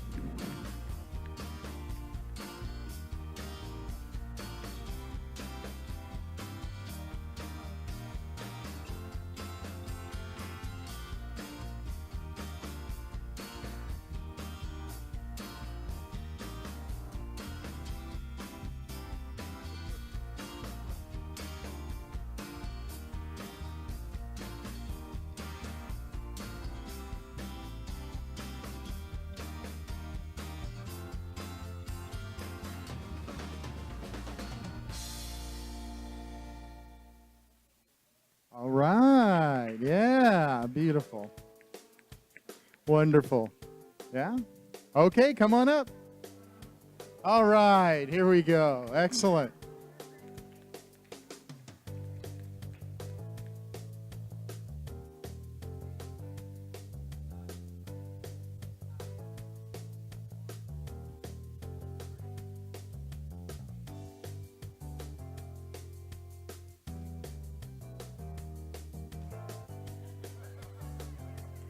Yeah? All right. Yeah. Okay. Good. Good. All right. So that brings us to the end of our cafe night. Thank you, all the participants. That's it. Okay. We still have 25 minutes, but just talk about the experience of doing this class. Now, obviously, I went ahead and just had you take off your blindfolds at certain parts. But what was it like working together where one could see and the other couldn't see? How was that for your learning? So talk together.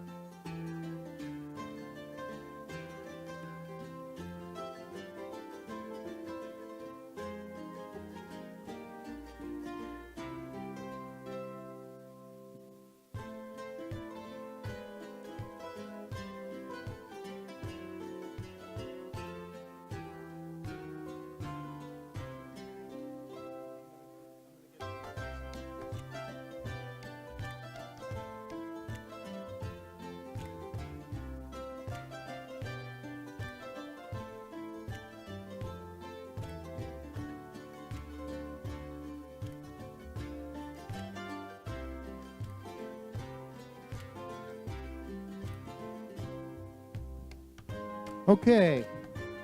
How was, I want to hear what it was like working together. It's a writing activity, but there's lots of activity as well. And then some of you were blindfolded at different parts. So what was it like as a learner during those parts? Anybody?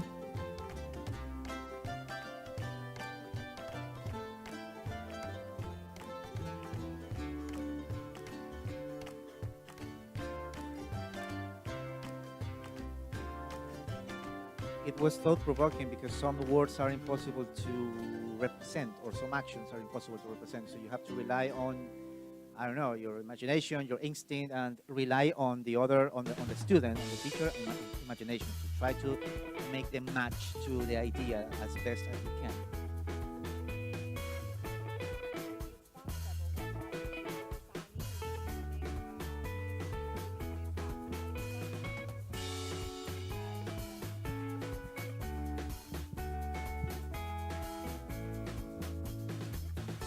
Mm-hmm. Yeah. So that's something, that's a learning, right? So it doesn't mean the sighted person goes first. It means that the blindfolded person can go first, right? Which I think is important because they do have their own images and their own ideas. What about letting them explain themselves, but when they can't do it, they can ask for help? Of course. Yeah. With the partners. And that was the whole thing with the partner working together. I mean, specifically ask for help. I don't know. Help. Mm-hmm. Yeah, definitely.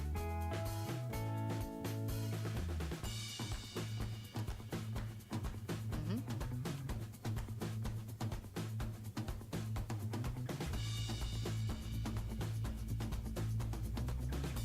Of course. Exactly. Right. So yeah. That's a great point.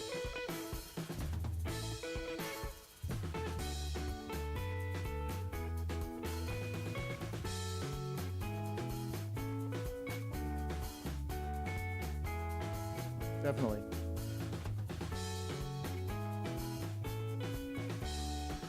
So I think the big thing for me is expect the same of all students. Expect all students are going to learn at different rates regardless. And how can I help all my students, including those who can't see? And also allow all opportunity, as you said, to lead. Because they all have something in their mind. They're not empty cups. They're not empty glasses. They all have experiences. And so part of what I want to do as a teacher is to find out about them. What do they think? How do they see the world? Right? What have they learned? That's all part of the education process. And that's true whether you can see or not. And again, I do this with sighted, obviously, this lesson, but it's easy enough to incorporate blind students into this lesson. And I hope what you realized as the seeing students, it can help enhance our sighted students' learning. Really enhances the sighted students and also creates more of a community. So it's a very positive thing.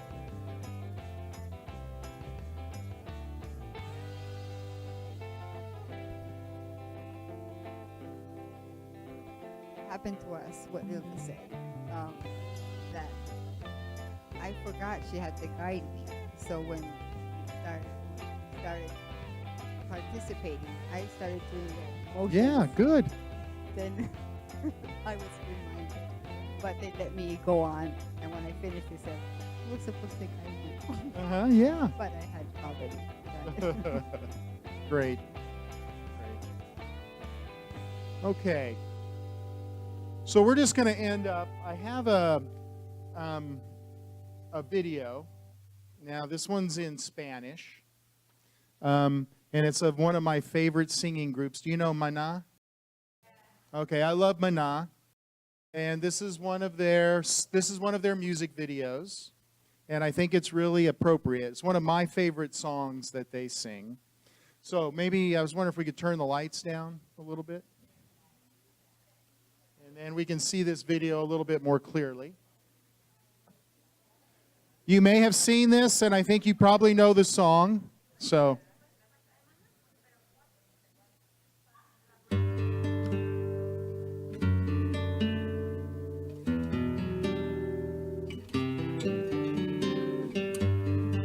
Bendito el lugar y el modo de estar ahí. Bendita la coincidencia. Bendito el reloj que nos puso puntual ahí. Bendita sea tu presencia. Bendito Dios por encontrarnos en el camino y de quitar esta ansiedad de mi destino. Bendita la luz, bendita la luz de mi mirada, bendita la luz, bendita la luz de tu mirada desde el alma.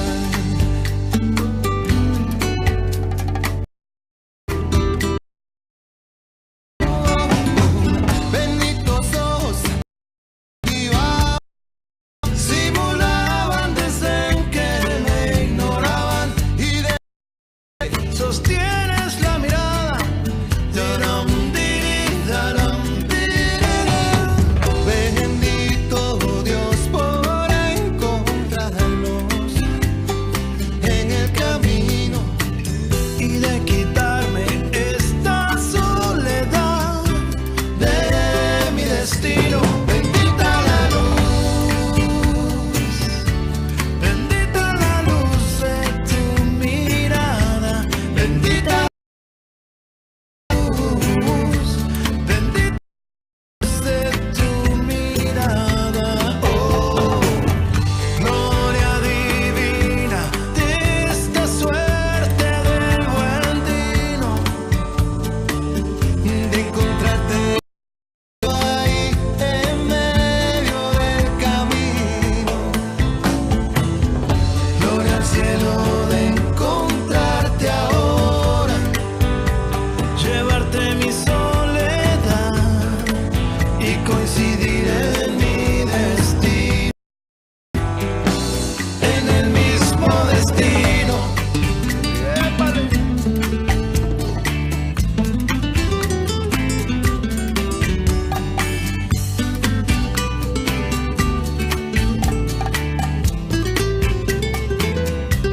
Bendita la luz, bendita la luz de tu mirada, bendita la luz, bendita la luz de tu mirada, bendita la mirada desde el alma, tu mirada. Bendita, bendita, bendita mirada, bendita tu alma y bendita tu luz, tu mirada. Oh, no, está tu luz, amor, el reloj y bendito el lugar, bendita mirada. Oh, amor, amor, que bendita tu mirada.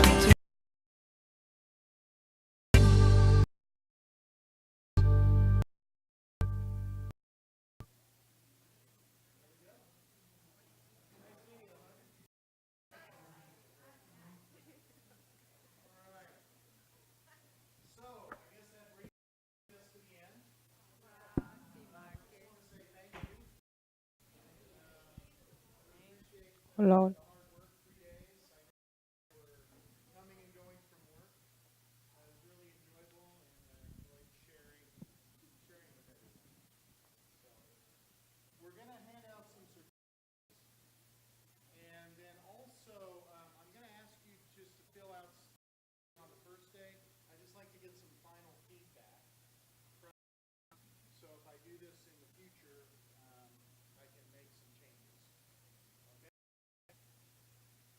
We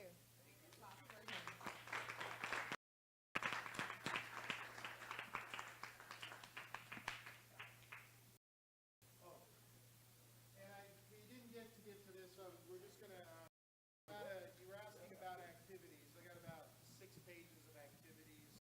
They're just speaking activities that you can do for your students. Sorry we didn't get to these. Ran out of time. But maybe you can look at them and they can give you some ideas.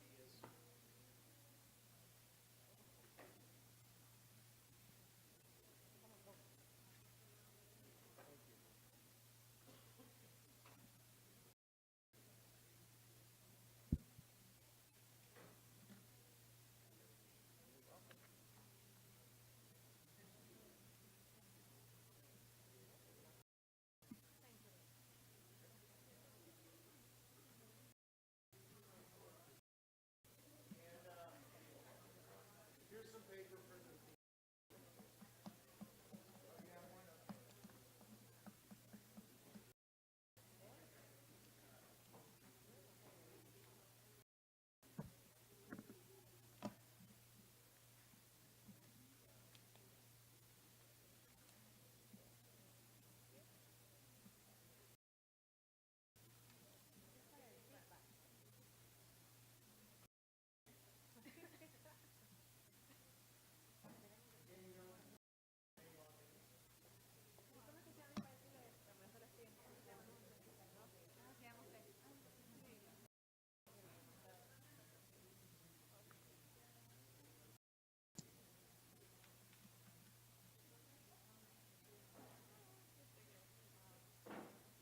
Well, good afternoon, everyone. I'd just like to take a minute to one of you for this workshop and to thank Brian for this beautiful work.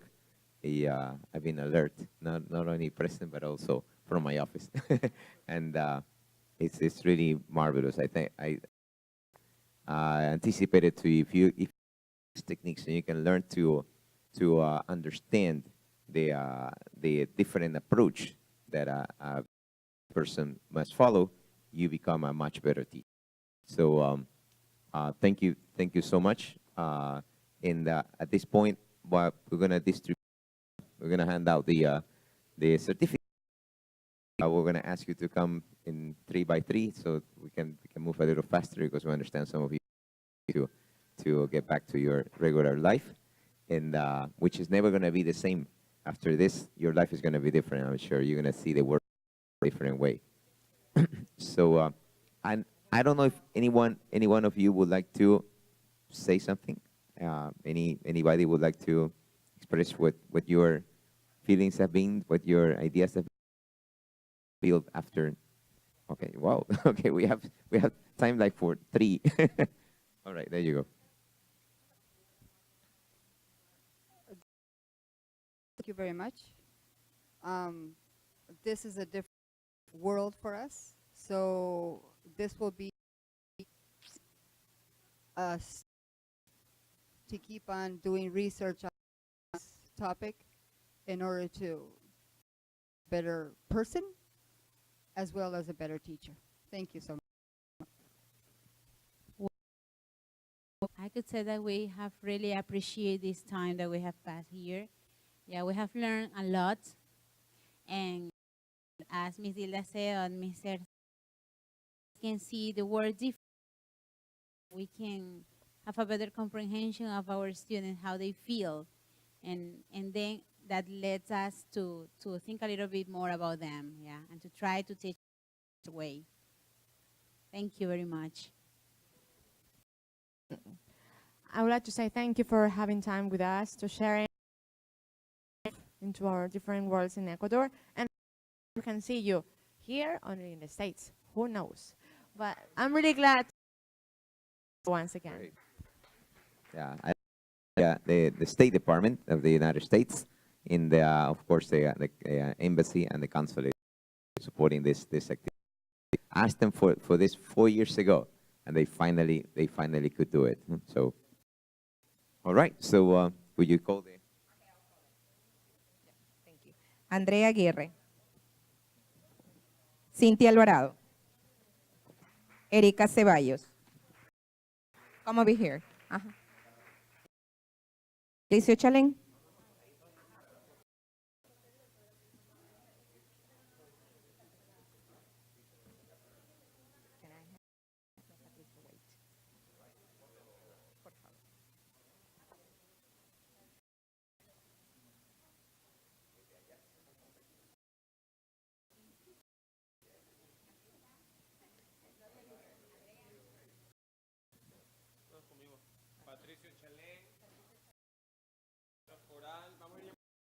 Carlos Coral. Karin Dupuy.